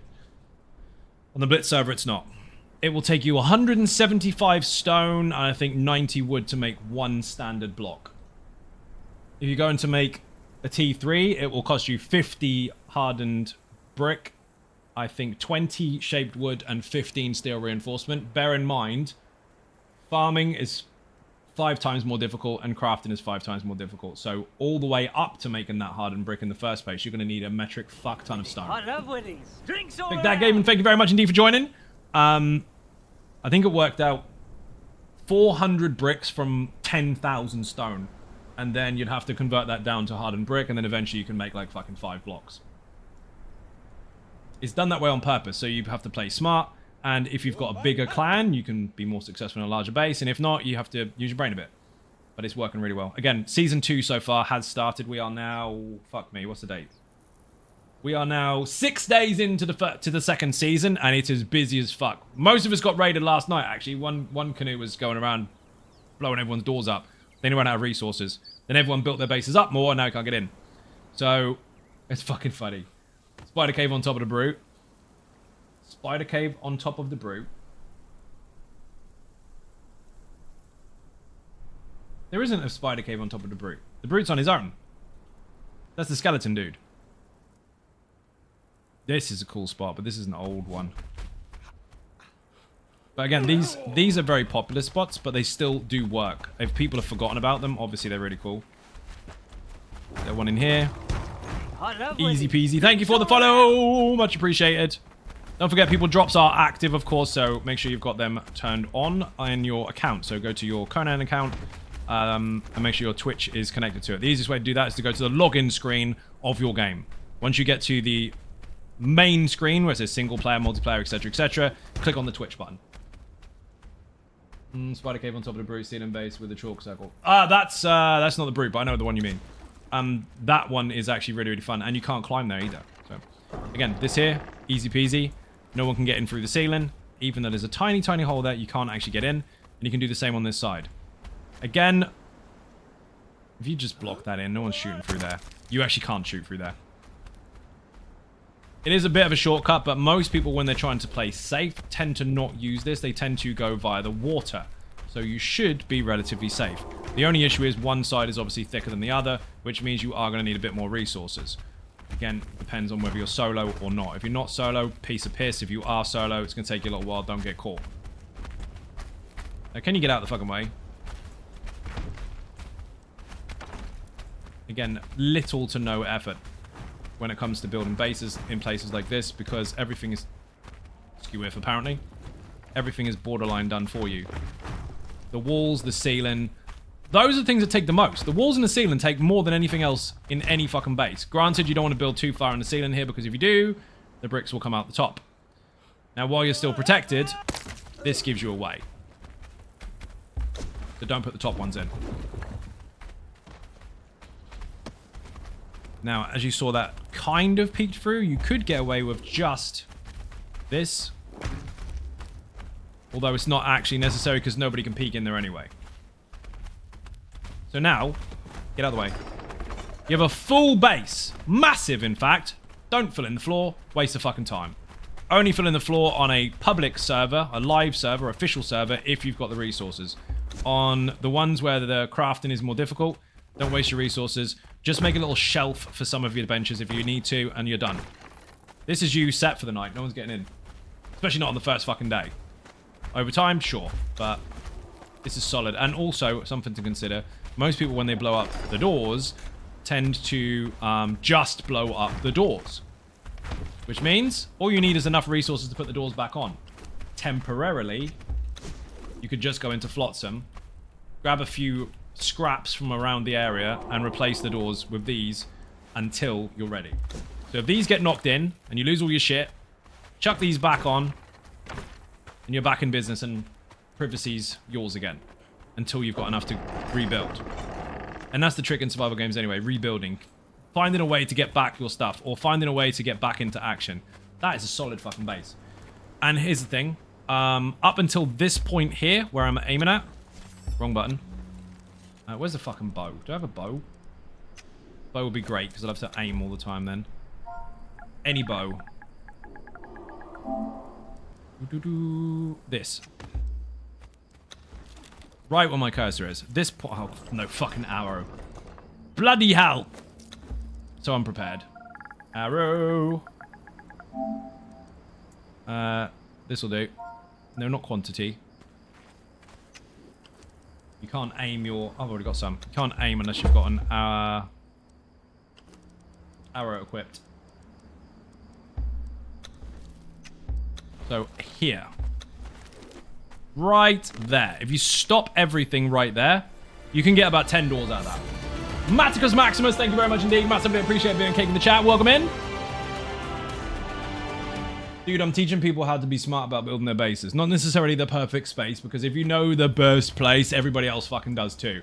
I'm demonstrating how to make the most out of the space that you may have, so you use as little resources as possible.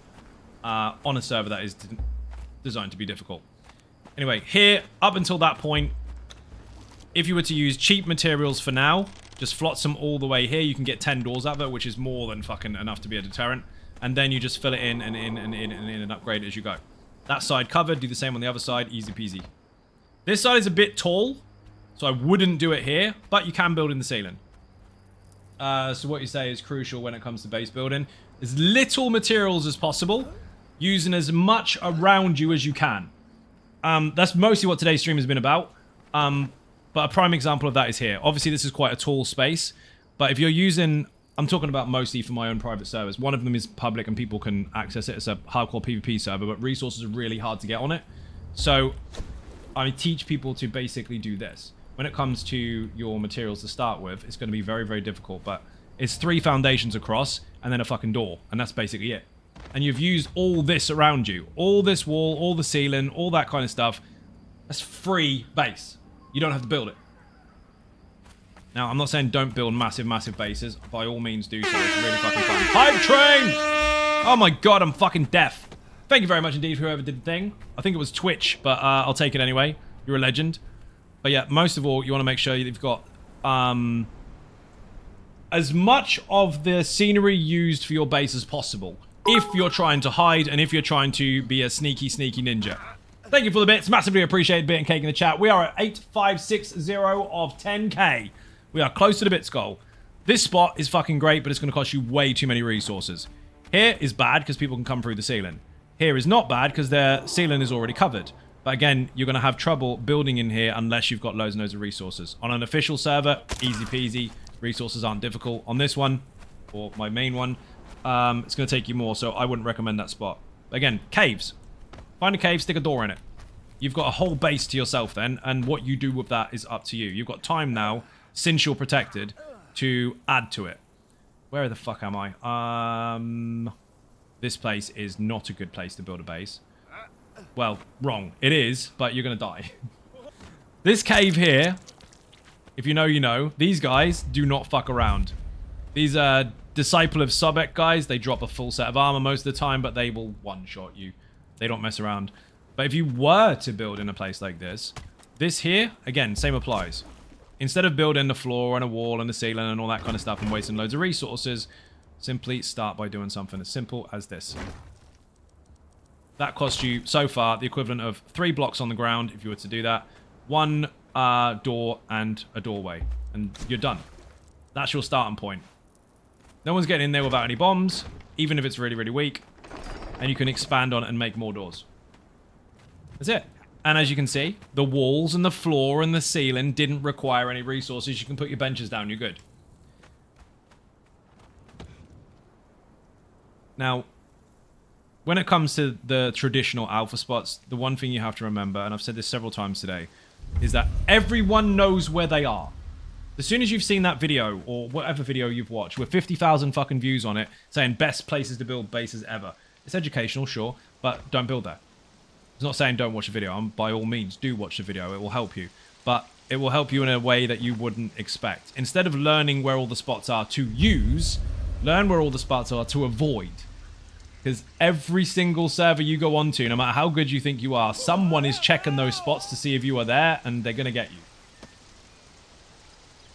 Again, the servers I have, I make sure that you can build everywhere, so nowhere is restricted. Unofficial, lots of places are restricted, but those caves and stuff, they're fine.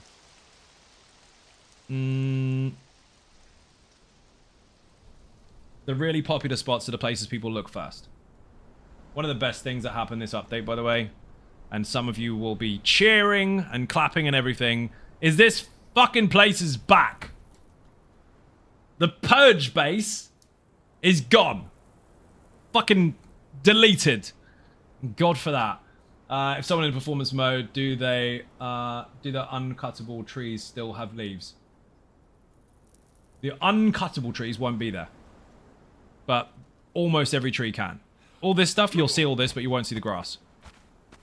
I hate not fucking performance mode, because the system is obviously next gen anyway, so it doesn't need performance mode, but the button is still there, and it makes people see bodies in the grass. There's no grass for them. It's crazy. In the trees in which you could build. No, you can still see those. They count as structures. Everything's fine. Like Dark Seraphina's tree houses. No, you can see all that. These with it. Yep. It's all there. I'll show you another spot. I've showed people this on stream before. Look around, especially on a server that has build anywhere. Oh, yes! Sub o'clock. Boss755, thank you very much indeed for the gifted sub. You're an absolute legend. Hype train is going to derail very, very soon unless someone does something magic, but I'll take it. Thank you very much for the money. You are a legend. I love winnings. Thank you for the follow. Where are we going? This place over here. This is a really obvious spot, but only if you're smart enough to think about it. If you understand how the bases work, you're like, oh, well, that's fucking easy. Is it? See these little pillars here? That go all the way around like a little carriageway for the king to come through, all the way to the front of the unnamed city, whatever the fuck happened here once upon a time. Well, there's 5 pillars all the way through there. Look up and down. Why aren't you building in here? On a server that you can build anywhere, this is fucking easy. Stick a foundation in here, and then one maybe here. And put ceiling panels.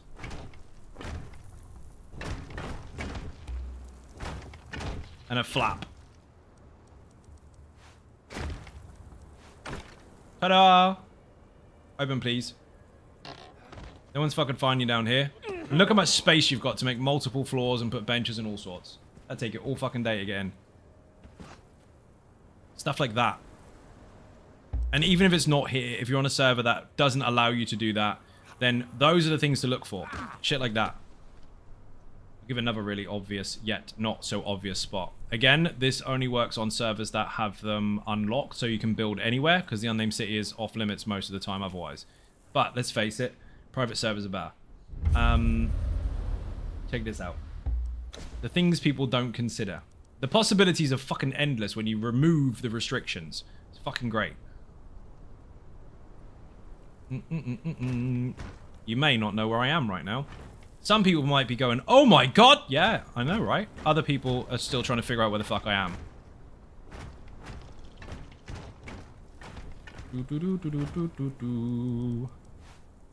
And put this here and here to make that stronger. And then we'll do the same up here. We'll make this a big tower. You know? How do you know? Who told you? It was the fun place, wasn't it?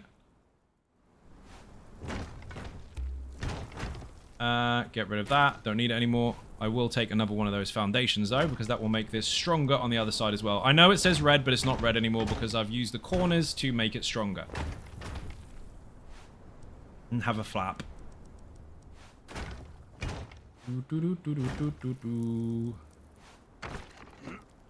As you can see, you can do a couple of floors here. Check this. Drop. Look how much fucking space you've got in here. And you are in plain sight, because everyone goes into here. Now, you could have an elevator if you really wanted to. Get off that. Get off that. Check this. It's the place with the map, dude. Obviously, if you fall down there, you're dead. But everyone comes in here. Nobody fucking looks up. You live right there. Again, you need to be on a server that has build anywhere on it. But that is a solid base. You can put so much stuff in there. And check this out. Anyone in here will have to figure out, because most don't know, because you can't climb. You can't climb in here. You cannot climb. So, smart people will know the difference. People that haven't had experience will not. Because, where's the fucking flap gone? There we are. This is actually up here on the desert. Most people run past this. They don't come to the back of the unnamed city very often. If they do, they run along that side and go in that way. Or they run around that side and go in that way. They don't check out what's in here. They normally go, oh, there's a big hole, and that's it. They leave it. Once you've seen it once, you don't need to see it again. That is hiding in plain sight. And again, you could just completely fill this in with multiple floors worth of you can't fucking get me. It'll take them all day. Pretty fun. Me and my buddy are going to try PvP out. But we haven't played in years, and we were mega casuals. Where do we start to get good? Here. Alpha the shit out of the server for a very, very long time, and I've got 4 servers to my name. I'm a Gportal partner, so the servers are all under the partnered hardware, so it's really fucking good. 3 of them are private. They are much more casual, but people can actively PvP in them if they want to. But 3 different servers, one for Xbox, one for PC, and one for PlayStation. Those ones that are private are tied to Patreon supporters only. They are for the Battle Pass perk. However, if you want to play on the free one, that is a hardcore PvP server on PlayStation, and that one is open to anyone. That one resets every 30 days, so get used to losing your stuff. Tip for PvP, for anyone that hasn't played it before, especially for survival games in general. Get the best stuff you can possibly find for you. The thing you find the most precious, and fucking lose it. Lose it. You have to lose it. Chuck it on the floor, or go and fight someone and lose. Or go to sleep for a few days and wait until your base is raided. You have to lose it. As soon as you lose it, and get back in and try and look for other ways to continue, that is when you know a survival game or PvP is for you. If you lose your stuff and you throw your controller and don't come back, that's when you know it's not for you. You have to lose your shit. So, for example, Blade of 7 Winds, absolutely insane weapon. I'm not going to go over why, but it's fucking insane. If this was the first time you've ever seen it and you're so happy and you love it muchly, do this. Chuck it on the floor. Farm for it for a week and then chuck it on the floor. See how you feel about not having it. I know you can go back there, but let's just pretend you can't. Don't go and pick it up. Go farm for it again. That will get you used to it. But generally speaking, the easiest way to look at it is if you lose your stuff, the trick is to how quickly can you get back in the game. Like, how do you find armor? How do you find a weapon? How do you put yourself in a position to be able to carry on? Let's go play Rust. I mean, that's just another survival game. As a Warframe player, this sounds painful as fuck. I play Warframe as well. A lot. I love winning. Drinks all around. You'll get used to it. I literally just explained how to get used to it. Just lose your shit. Rust is the same. Rust is a survival game where if you lose your shit, you lose your shit. As simple as that. Any survival game will teach you that. But you gotta lose your good stuff. You gotta get blown up. You gotta log on and have nothing left. If you do that, you're good. It's not going to happen every single time, but as soon as you get that out of your system, you then don't find everything so precious and you can start enjoying it. The peak of losing your shit. It's the same. You lose your shit in that game, you lose your shit in this game. Boing! They're different styles of survival game, but they're both still survival. You still lose all your stuff. You come back, all your base is gone, you're naked in the fucking desert, someone's deleted all your shit and chucked it on the floor. Feels like survival game is mainly about surviving rather than collecting. Correct. It's really, really easy for people to get caught up in that, and I do the same. Any RPG where your character grows, you like to collect everything and put it in boxes and keep it. Well, if you're on a PvP server specifically, especially on the hardcore server that I actually have running now, you can join it if you want to. You'll lose it all. You will lose it all. And if you try to hug it too much, the server's getting reset every 30 days anyway. So get used to losing. Once you get used to losing, you will then find a faster way to get started. And that's the trick. Who's going to rush to alpha first? That's the point in those servers anyway. Is that the big monster in the background? That was a dragon. You not seen a dragon yet? Turtle Swatter, you've seen dragons, haven't you? This motherfucker over here. I'm on a single player server, by the way. That's why I've got creative mode on. This one? That's not the red mother, but it's one of them. It's one of the red dragons. Red mother's the one that drops all the gear. The bow, the helmet, the blade of 7 winds, all sorts of stuff. Rises Pete, I've read that one already. I thought it was a big rock thing. Oh, you mean the fucking rock nose? No, that's over here. This valley here. In fact, I'll show you. For those that haven't seen it. He's a bastard. This Warframe player sounds painful as fuck. Well, some games you lose shit, some games you don't. Warframe's awesome. I've played that for 10 years, broke some world records in it as well. I'm even putting stuff on the website for it, finally. But, this is not designed to be anything even close to that. It's a survival game. This fucker here. Especially on my servers, don't fuck with him. He hits for 1.8 times harder than he should do on my servers to make it even more difficult. Everything does.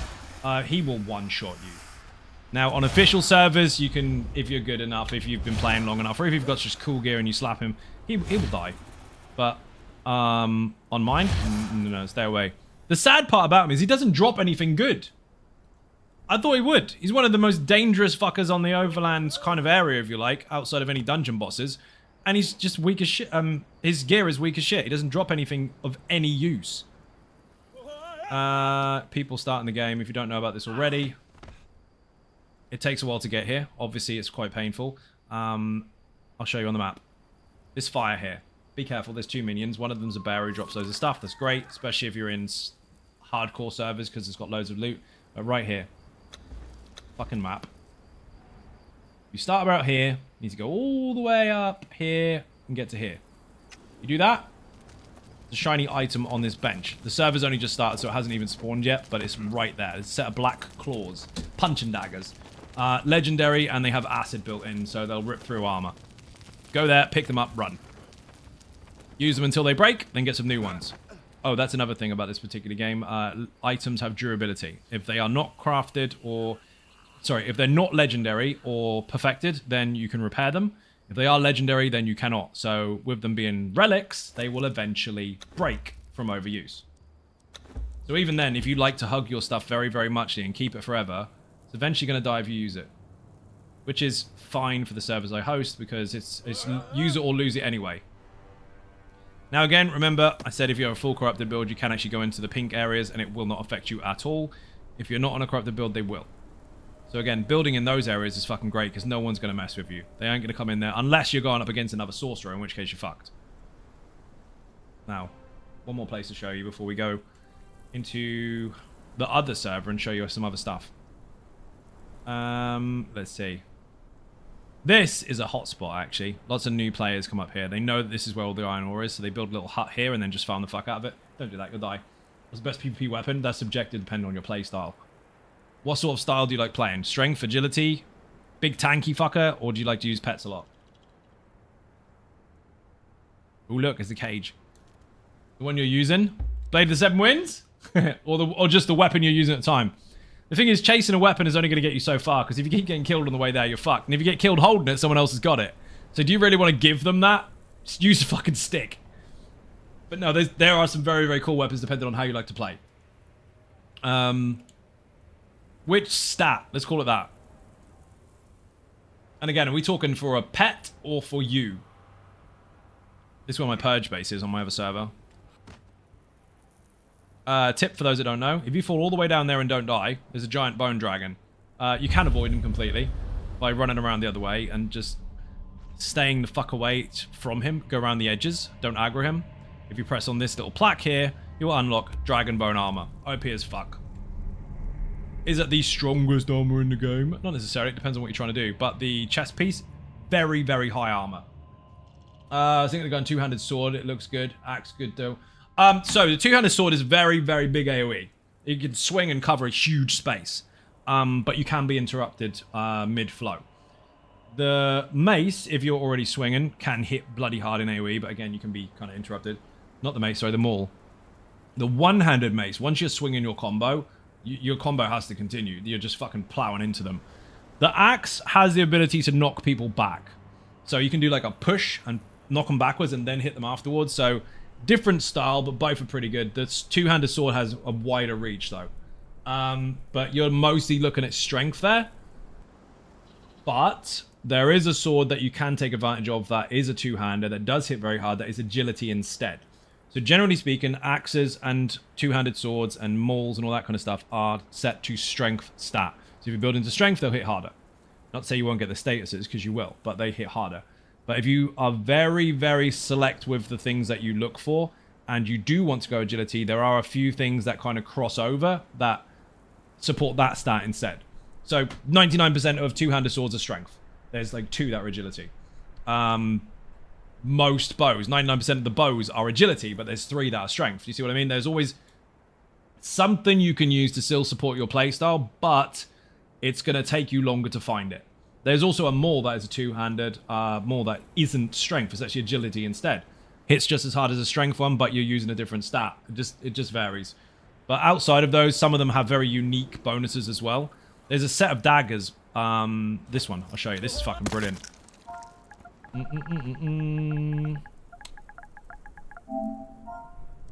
Is it spelled correctly? Is it fuck? Gear. This one here. Sets tongue. So, as daggers go, most people know daggers do daggery stuff, right? They swing and they stab. Where have you gone? This one here. See these? Hits the same as any other dagger, which is cool as fuck. But, as a stat, they have 45 health damage and then a decent amount of armor penetration and all that kind of stuff. You can actually then enhance that with tools or upgrades. But look very carefully. They bleed, as most do, and they have a plundering and cleansing perk. So here's what they do. Let's get out of creative mode. Let's have... What can we have here? Poison? No, food. We want to have some meat. Flesh. Flesh will do. Negative effects. This is fun as fuck. So this here will give me food poisoning. Instantly. Because I should not be eating this stuff. It's not cooked. Ready? I have food poisoning. Activate the daggers. Disappear. So, while lots of weapons can be very, very similar, some of them have some very special shit. In PP, would you recommend relying on raw strength or bleed and poison conditions? It depends on the target. It depends on how you like to play. I love going agility. But then I also pick some very unique weapons that will support both playstyles, but that stat. Excuse me. If you're going strength, you need to make sure you've got some fucking grit or something. Otherwise, you are going to be toe-to-toe all the time, and you are going to need to defend. If you're going agility, you're relatively fast anyway, so it's daggers and bows and shit. But spears are strength, except for stuff like this. Again, some crossover. Where the fuck have you gone? Black Dragon Pike. Again, rare to get the ones you want, but all spears are strength mostly apart from this. So you can still use a weapon that people who spec into strength use, but you can take advantage of your agility stat instead. So you could use a strength weapon with agility stats, but it will be weaker. But if you use this, it's not. So it's about fishing for the right things. Personally, there's not one way or no way. It's up to you, but I prefer this. You got to get fucking Glutton for Punishment. Max health, like all the points into max health, and get the perk called Glutton for Punishment. Whenever you get hit, that hit, whether it's a jump off a cliff or a punch or whatever, will recover back over 15 seconds to the exact amount you had when you were hit. Now, if you get hit again during that time, obviously that's a new checkpoint. But am I going to die if I do this? Yes, of course I am. This won't kill me. Watch my health.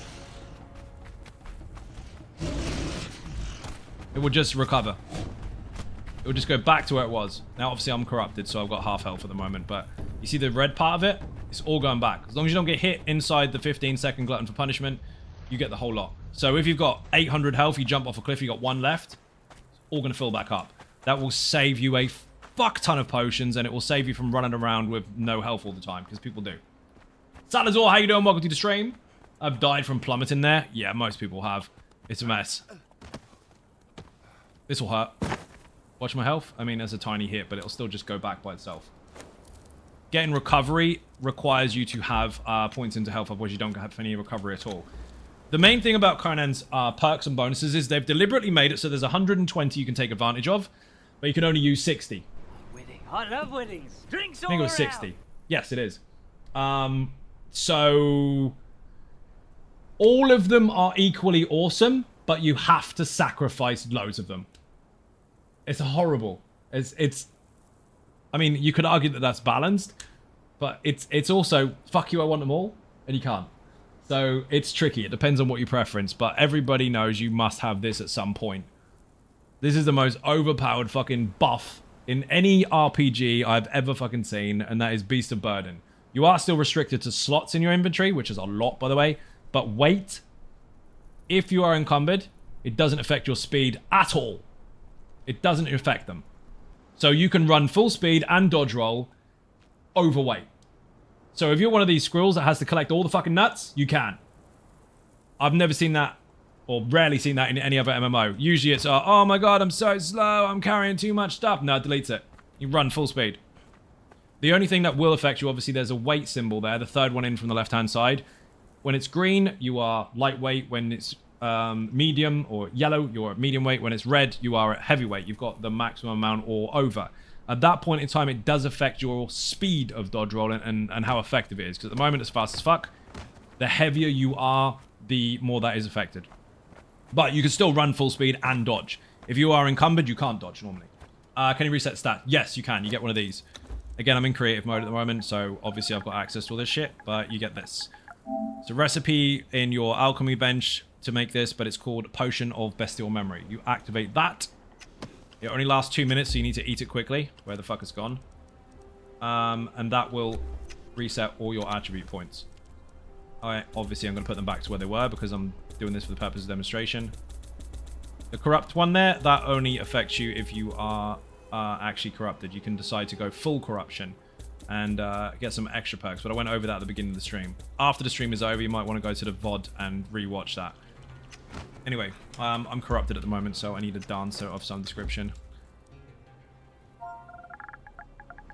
Actually, I don't.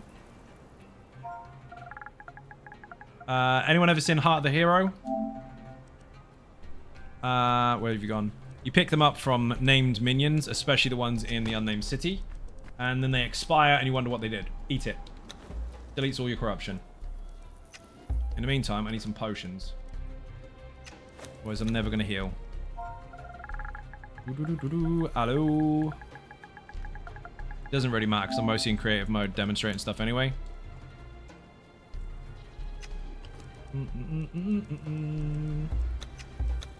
Now, that potion is very expensive to make on any server, regardless of what the stats are and how the owner has set it up. But, in comparison with anything else anyway, it's the highest one. With Glutton for Punishment, you'll barely use them. You'll use them in emergencies, but the rest of the time when you do shit like this, you hurt yourself, usually, it doesn't affect you, because you're just going to heal naturally, like this. This might kill me. See, that hurt. Watch. Just gives you all your health back, as long as you don't get hit by a new attack. So that saves on these. If you don't have that perk and you don't have points into health and you don't have health recovery, because that's the only way to get them, you're going to use potions all day fucking long. Or you're going to have to stand there and go, wait a minute, I need to put a bandage on. And it's not effective. So I would recommend, regardless of how you like to build and play, get 20 points into your health and get Glutton for Punishment as soon as possible. Even running around, jumping off cliffs and stuff, it's really useful. That's not saying there's a one way or no way, but I would... That's a fucking really good one. Right. Creative again. Should probably go into my private one so we can show you some stuff and things. Quit. Gportal in the chat, by the way. If you do want to make your own servers, you will get 10% off the cost of your server. As a Gportal partner, I offer that to you. You don't have to sign up and do some special backflips to get it. Just press it. As long as you're logged in, it'll work. Now, I do have 4 servers. 3 are tied to Patreon. You need the Battle Pass perk for that. 1 is public and anyone can join. Bear in mind, however, if you are a Battle Pass member at the same time, the public server, the free one, you get a starter pack. That is in the form of several mining tools and bits and pieces to give you a head start.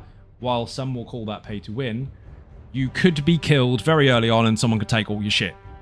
So it could be paying to let someone else win. It's a head start, that's all it is. You can still lose it all. Anyway, we'll go on to this one first.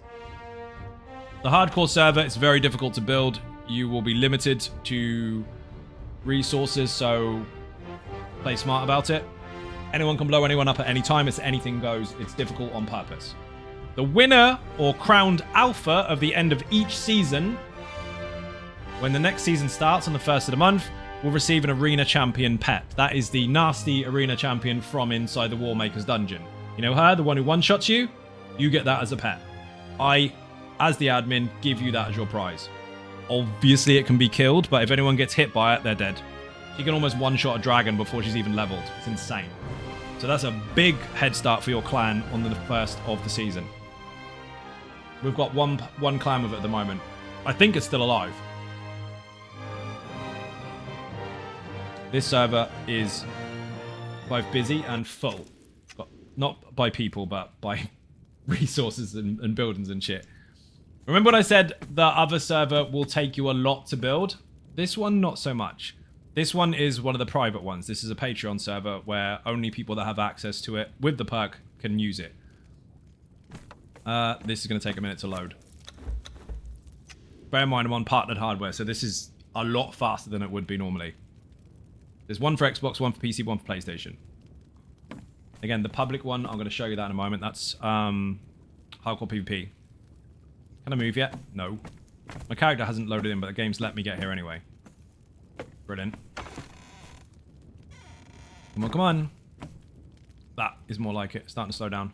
We're good. Anyway, this is my Purge base. So, squasher for human meat. Squash everything. This to put all the resources in to squash them from iron to stone and everything like that. That's for the blood stuff. This is where I put the squashed meat in order to get blood out of it. Everything else gets chucked into here. Woodwork, obviously anything that is wood gets turned into shape wood. All this is storage for shiny shit, and then above my head is a vault, which is full of trash at the moment, actually. I'll activate the Purge and then show you what's going on upstairs. Technically, I can AFK level 10s here, but I'll show you a 6. Only 2 doors for them to get through. The rest is a bit of a gauntlet. Doors are wide open. Ready? This is a PvP server, by the way, so anyone that did try to attack this would get attacked by my thralls and shit. Also, it'd help with like a fucking climb.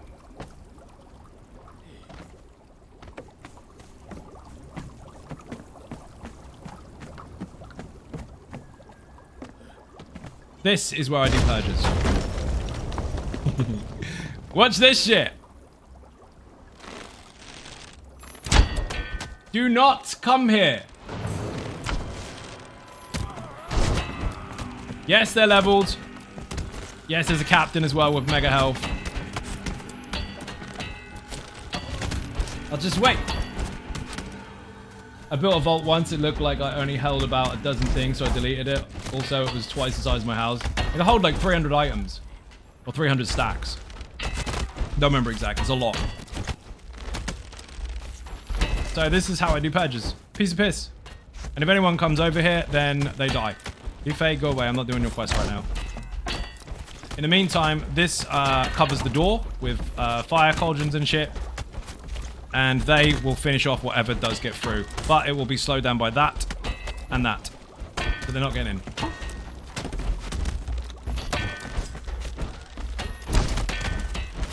If you want access to the Patreon servers, the private ones, Xbox, PC, PlayStation, put website in the chat, click on Conan. There's a list, there's a drop down. There's private servers and there's free servers.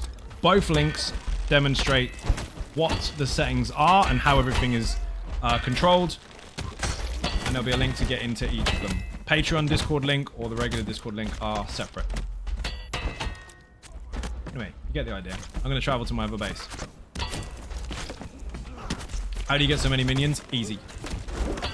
Once you get to this standard, I do 10s all the time. You can get up to 7 minions at a time. 7.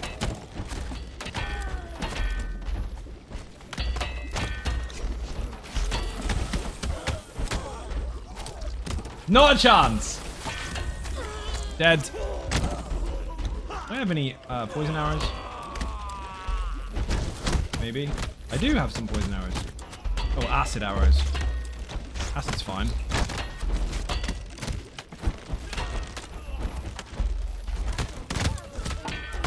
Tip, when you're doing your purges, keep poison and explosives away from the cages. You can't see the health bar, but you are making the health bar go down of the minions inside, and if it goes to 0, it will say cage empty. They're not empty, it's just dead. Then you have to reset the fucking server to order to fix it, or wait until a reset. Look at these fuckers. Chop all of these up. Get loads out of them. I'll wait for this purge to be over and then go pick up the loot.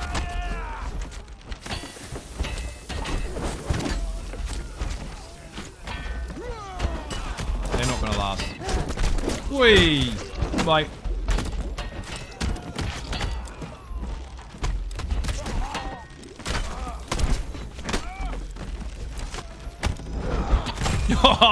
Splat.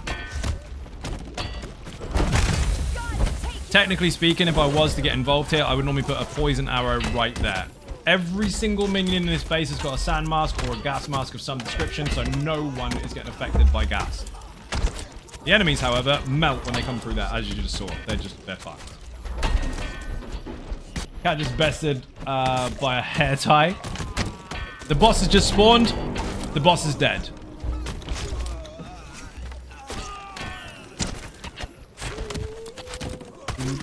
Where the fuck is his body? Boss body. How far did he get? Not very. There he is. Do all the shit. Now on a hardcore server, listen very carefully to this because people don't necessarily know this. On the server that I have, the private one, or the public one even, crafting is 5 times more difficult, farming is 5 times more difficult. Everything that has loot in it, those chests that are around the map, so purges or general loot, everything that normally drops a box, whether it be a bearer or a sorcerer or whatever, the loot is standardized. So while you might be struggling to get, I don't know, 400 brick from 10,000 stone, you could literally just pick up 50 to 100 to 200 per box just by doing T1 purges. You get them really, really quickly. So loot boxes are essential to your fast-paced growth on that server. And the same for any hardcore server that is set to be difficult for crafting. There. 3 minions, all mine. Didn't have to do anything. Easy peasy. I'm not keeping any of them, so it doesn't really matter. 245 health. You're fucking high. I'm not keeping that. Cook, don't need it. And I don't need that either. Follow, unfollow, delete. Now, I'll show you one more place, because then I'm going to put my character to bed. Where am I going? This way.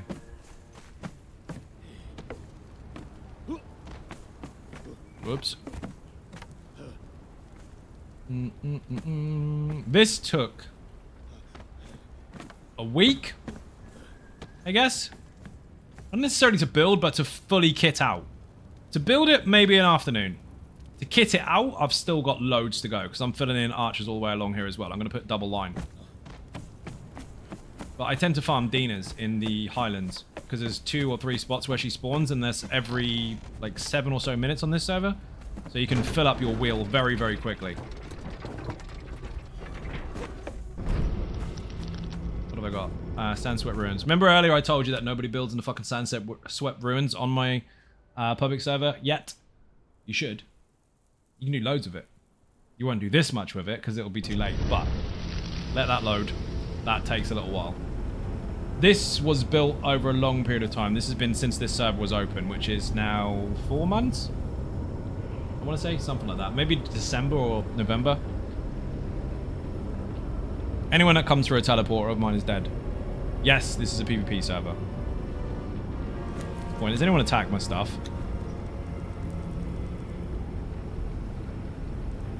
Lost ability, that would be me. Nope, no one's attacked my shit.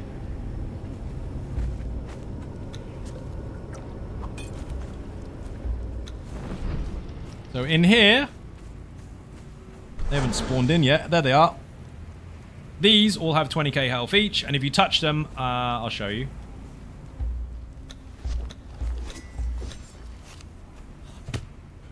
Do it. He's not going to do it now. He's going to show me up. Do the roar. There we go. Oh, you bastard. Don't show me up because I'm on stream. Aha! Uh-oh. It kills people. If you punch him or hit him, he drops that shit over and over. They all drop poison, they all drop tar, and I've got some that blow up if they die. So when the bomb goes off, the floor sets on fire. Anyway, these all protect the teleporter. And then if you look up, archers, archers, more archers, and cauldrons, more archers, more archers, more archers. We'll go in there in a moment. This is for people that haven't seen this, by the way. These doors go all the way through, but it's irrelevant for me because I'm on the back side of it. You can't climb in here, so I'm safe leaving this open because no one can get up here. What they have to do is go through the door. So that's why I have a ramp run out the other side. More archers, more archers, more archers. I bet my light is off in here. My treasure room. Oh, my lights are off. They look cool with the lights on. So this is a roleplay PvP server. While people do actively PvP and fight each other and all that kind of stuff, everyone's got their own unique role. I am obviously the king, hence my throne, and my minions, and my throne guards, and all this kind of shit. This is the room to show off about. This is where all the stuff is. And yes, you could steal it if you really wanted to, but it would take you a lot. Because these archers will blow you up when you get in here. A lot. This is the only way in. This doorway here is the only way in. But you got to get through all these. All these minions. And then you've got to get through here. Which doesn't look too scary with a few minions here, even though these are leveled to fuck and they're really, really tough. Up there, loads of archers and shit. You've also got this door. Up there, cauldrons. Good luck. That's shielded from arrow fire as well, because there's a roof above it. And it's all in there. I'm going to show you from the top now. Yes, there's more. If you're in here, you're dead. Because they're not going to miss. Very, very high level archers.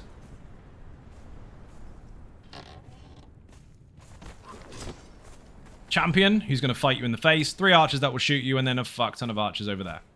These are not all completely finished because I need a few more. But all of these, anyone that tries to fly will get shot. Anyone that comes through the door will get shot. Anyone that comes anywhere near it will get shot. And anyone that lands will get beat up. Pretty fun. Now, one more thing to show. Obviously the arena for those that haven't seen it. Then I'll go back in and you can see the rest of the base. Because all you've seen is the door all the way to the teleporter. That's it. There's more. This is where the RP stuff tends to happen mostly, when people send offerings to the king. We had it once where we had the server run out and get as much gold as possible. The person with the most gold would get a demonic spider as a pet. The giant T3 boss fucking thing, one of those is a pet. 50k health, big, big monster, spits corruption a lot. So this is where I sit and they offer the gold and I put it in that vault. Rav tried to fucking assassinate me because he ran into me with a rhino. Bear in mind, thralls do 5 times the damage on NPCs in this and 4 times the damage on players.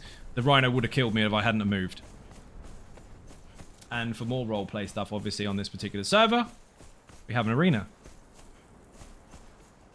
There are multiple videos on my second YouTube channel. Put survival in the chat for that one. It's very, very new. Where we have actually had nights on stream running arena battles in here. Every arena that I have on this server has rules. This particular one, no pets, no explosives, no poisons. That's it. Because then it doesn't spoil the fun for everyone and it doesn't kill what's in the pit. Yes, there is a... Oh, I should probably do this from the outside. Doesn't it look amazing? 2 vaults. That's where people chuck their belongings in if they need to put anything on the floor they might need to keep. Or out of the way they might need to keep. Set shrine, obviously. Skylight, amazing. Yeah, this took about a day. That's the way in. The only way out is to win or die. And up here is where we look from. See my base over there looking mega. Don't go near it. This is the fighting pit. And that is Pongo Wongo, and he is mega, and he's got loads of mates. If you fall in there, you're fucked. Basically, you will die. So people fight here. The winner is obviously the one that doesn't die. And we've had multiple rounds of fights on live stream, and you can see them on my second YouTube channel. Put survival in the chat. The link is there. Pongo Wongo. You'll know where that's from. There's a story tied to it. Some of the people in the stream have heard it before. When I was in middle school, we had to do a play. It was a school play, and it was one of those end-of-year plays. Then every year used to do it. They say jump back out. They can't jump back out. They cannot. They can only jump slightly in and out again if they stand on the lip at the front. If they fall actually in, they can't, because there's 3 sets of crenellations all the way up. They physically cannot. What made you think I wouldn't have thought of that? Anyway, there was a school play when I was about 9 or 10. And I had to play as one of the tribes people. Yeah, they picked that one out correctly. So I had a fucking wicked grass skirt on, and so did all my mates who were also supposed to be part of the tribe. And we were supposed to go on and kidnap this damsel, if you like, who stood in the middle of the stage going, oh no! And then all 4 of us are supposed to run over and grab a limb each and lift her up and run off again. Like proper Conan fucking Defarians. No one fucking turned up but me. Brilliant. So I'm standing in the middle of the stage as fuck tons of parents all watching and like, fuck. Yeah, brilliant. The only one that came on to nick the woman off the stage. So I picked her up anyway and run off. Next scene, we're going to go up to this shrine, kind of like a set shrine, where we are worshipping the god. And we had to walk up to it, kneel down, and shout the name. And we had to beat like this and shout Pongo Wongo really loud. Fucking audience laughed their asses off. But anyway, that is what that comes from. I still remember that as a kid, and now the snake is called Pongo Wongo. That's the god everyone worships. There you go. You've got a real life story. Anyway, let's go in here and see the rest of the base. Fuck, because I can't believe they left me, though. Quick, go on stage. Pick her up and run off. No, I can't. I'm scared. You fucker. I'm in the middle of the stage. Bastards. I still remember to this day all their names. They suck. Boing. That was funny. Yeah, we'd say Pongo Wongo and then walk off again. What a weird script. What school? Sounds like PTSD to me. It was funny. Funny shit. They used to have them every year. They used to have like an end of year thing, and they used to get the teachers involved in everything. People would act out as the teachers and mock them. It was really funny. I don't think they even fucking do it anymore. When do you have your vengeance on them? Right? I will invite them to a pub. Do you mind, Scorpion? I will invite them all to a pub and then not turn up. And they can all send me messages going, where were you? Well, remember when we were 10? Yeah. How'd you feel now? And they're just sitting there like, you sad twat. We don't even remember that. We don't even remember last week. Alright, sucks to be you then. Fun for me. Anyway, we're going into the base and we're going to log our character off in here. Remember when I showed you this was just the door? This is just the door. We haven't even started. So you're welcome to raid it. I don't give a fuck, but it's going to take you a week. 24-hour raiding as well, so you can stay up all night if you want. You get shot coming in there. More doors, more doors, more doors, more doors. They don't remember because they left you alone with the trauma. They probably did. Loads more archers. Loads more archers. Loads more archers all the way up there. There's fucking tons of them. Now, you can't climb in here. So how do you get up there? Well, there's an elevator. Luffy, why are you in the fucking floor? Love it when he does this. Oh, for those that didn't realize, Luffy has been altered. So that he doesn't do his invulnerability shield in PvP anymore. So he's no longer immortal. Technically speaking, all you need to do is get him away from his friends, and you can kill him anyway, because I've done it. But they changed it. That mad made me laugh so hard. This here is a door to the elevator to go up. This is the only way to get up, because you can't climb in this particular place. But if you're not smart enough and you blow up the door and do damage to the elevator and then blow up the elevator before you use it, you just fucked your way up. So anyway, use this. They would have to blow up this door. It's very likely that they'll blow up the elevator before they get in. Tip, by the way. If anyone's deciding to make a base similar to this on any server, where the elevator is obviously the only way up. And they are forced to use explosive, poison on this particular door. You can make it more difficult for them. You can damage your own elevator and then repair the rest of the stuff around it to a point where if it takes one bomb worth of damage, it will go pop. And then they're fucked. You don't have enough doors until you have 30 or more. I have a lot. Anyway, this is the crafting area, which is up in the ceiling, and it's mathis. Loads and loads of stuff. Everything I'll ever fucking need. Minions, the fucking lot. And then I use the back alley to get to my room. Remember meeting a teacher who knew me from 20 plus years ago. That was fun. I think that's a different story, but I'm glad you enjoyed it. Excellent. I think most of mine are dead. That's not me being rude. They were older teachers. Now teachers are younger than me. And then they try and talk down to you all the time. Which is fucking hilarious. Like, you teach kids. I'm old enough to be a teacher for you when you were a kid. There's a few left, but most of them got turfed out. My particular high school lost 22 teachers and 1 headmaster in the same fucking year due to, what the fuck is it called? The inspections and shit. Ofsted. It was rough, but it was fun at the same time. What can you do? Anyway, this is where I live. These will kick faces in because these are arena champions. We do give those away on this particular server as prizes, and also we hide them all over the map, so if you want to go treasure hunting, you can. There are chests that you can blow up and find Siptar loot or special pets that only can be given to you by admin. Technically speaking, I take basically fuck all apart from these two. Other people have loads. Anyway, he's going to bed. Isn't he lucky? Yeah, you ain't getting in there anytime soon. You can try if you want. But Patreon in the chat, the private servers are tied to that. Public server, you're now about to see. Still a kid, now go clean your room. Yeah, Mike's old enough to be my teacher. Almost. No, he's not. So, favorites, Zyno Gaming. If you're on Xbox, PlayStation, or PC, the private one looks like this. You do need a perk for that. The public one is not. Now, I am considering introducing more work for myself by introducing an Xbox and PC server just like this, but I need enough interest first, so if you are interested, let me know. I don't mean just now. Send me a fucking email. You can find it on the website. One of my sisters was a teacher. She had women's problems, went for an internal. The doctor said, "Hello, miss." Oh, wow. Wow. So the student ended up being the doctor? That's awkward. Remember when you taught me this stuff in school, miss? Watch how much I listened. Uh-oh. Yes, that does go there. It's fucking awful. Picks up one single candy bar wrapper and puts it in the trash can. Done. I don't know what you were doing with chocolate in your room in the first place. What a mess. That is the MOTD. Tells you how the server works. If you want to know more about it, put Blitz in the chat. Discord is there as well, but that is unique to this particular server. If you're not in the server, you can't join.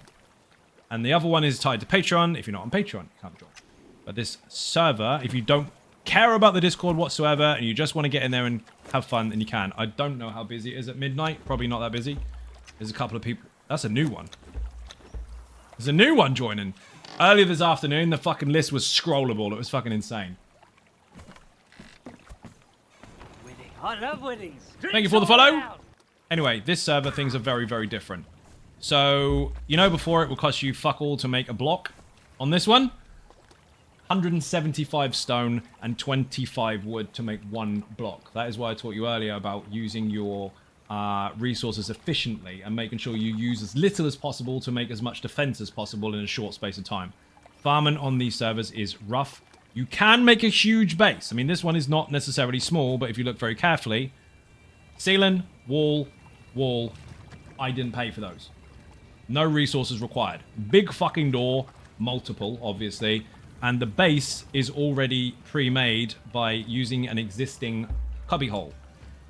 And that is what you need to do. I'm not going to completely expose what I'm doing or where I am, even though people already know because we've been raided once already.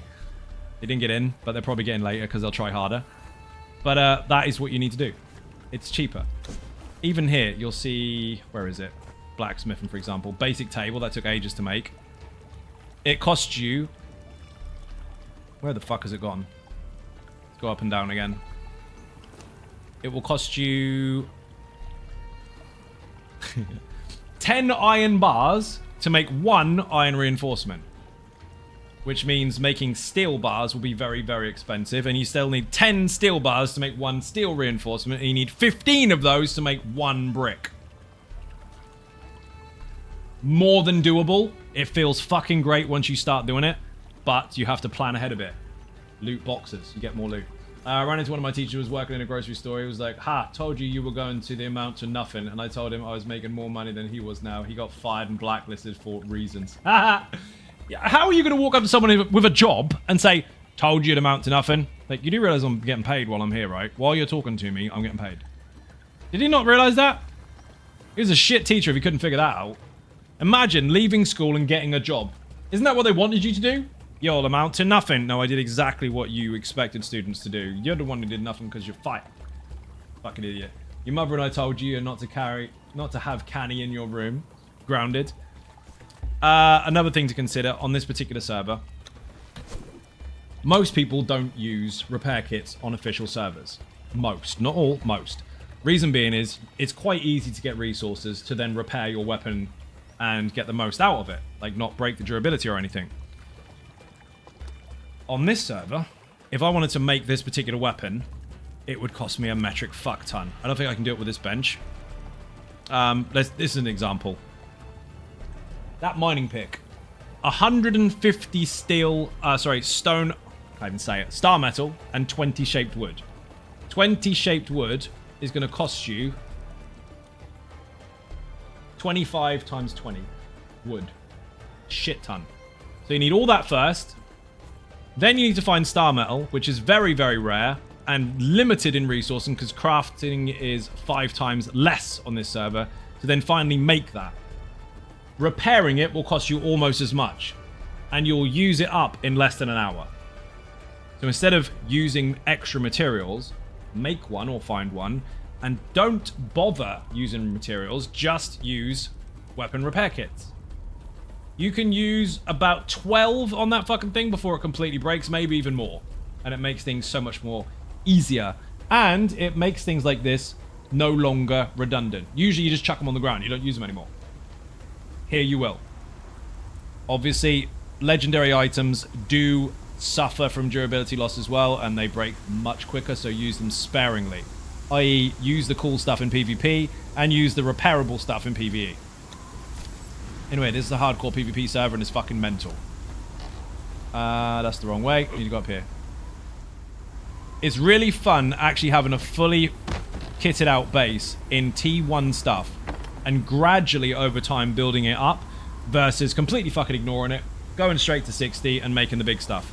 It's actually got value now, so yeah, it's been a lot of fun. Again, we're 6 days into Season 1. It has been busy as fuck today. I think most people have gone to fucking bed.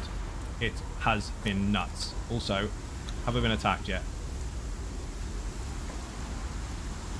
While on stream, lost ability. That was me earlier. Nope, not yet. Said I'll probably do it 4 o'clock in the morning when I'm not looking. He was a douche canoe. Sounds like it. People, I have to get going because I'm going to get some food, and I've also got a VIP session after this stream. So if you're not familiar with that, Patreon in the chat. There are multiple different perks to give you access to Patreon Discord with lots of different ranks and lots of different chat windows and different places you can go. One of them, which is fucking expensive, is part of multiple perks, one being a VIP session, which we do like a couple times a month or so. Basically like a Zoom call with some of the supporters, and we just chat shit and drink beer for a bit. Well, that's happening after the stream. So if you have that perk, see you there. If you don't have that perk and you want it, go get it. And if you don't want it, then we'll just talk about it later. Thank you very much for watching. If you're not subscribing already, hit the button on YouTube. It is free. If you're not following on Twitch, that's free. And if you want to follow on socials in the chat for Twitter, Facebook, Instagram, the website's zonagamer.com, Patreon, Throne, Buy Me a Coffee and merch, support in the chat, and then survival if you want to follow the new channel. Thank you for watching, and I will see you all tomorrow.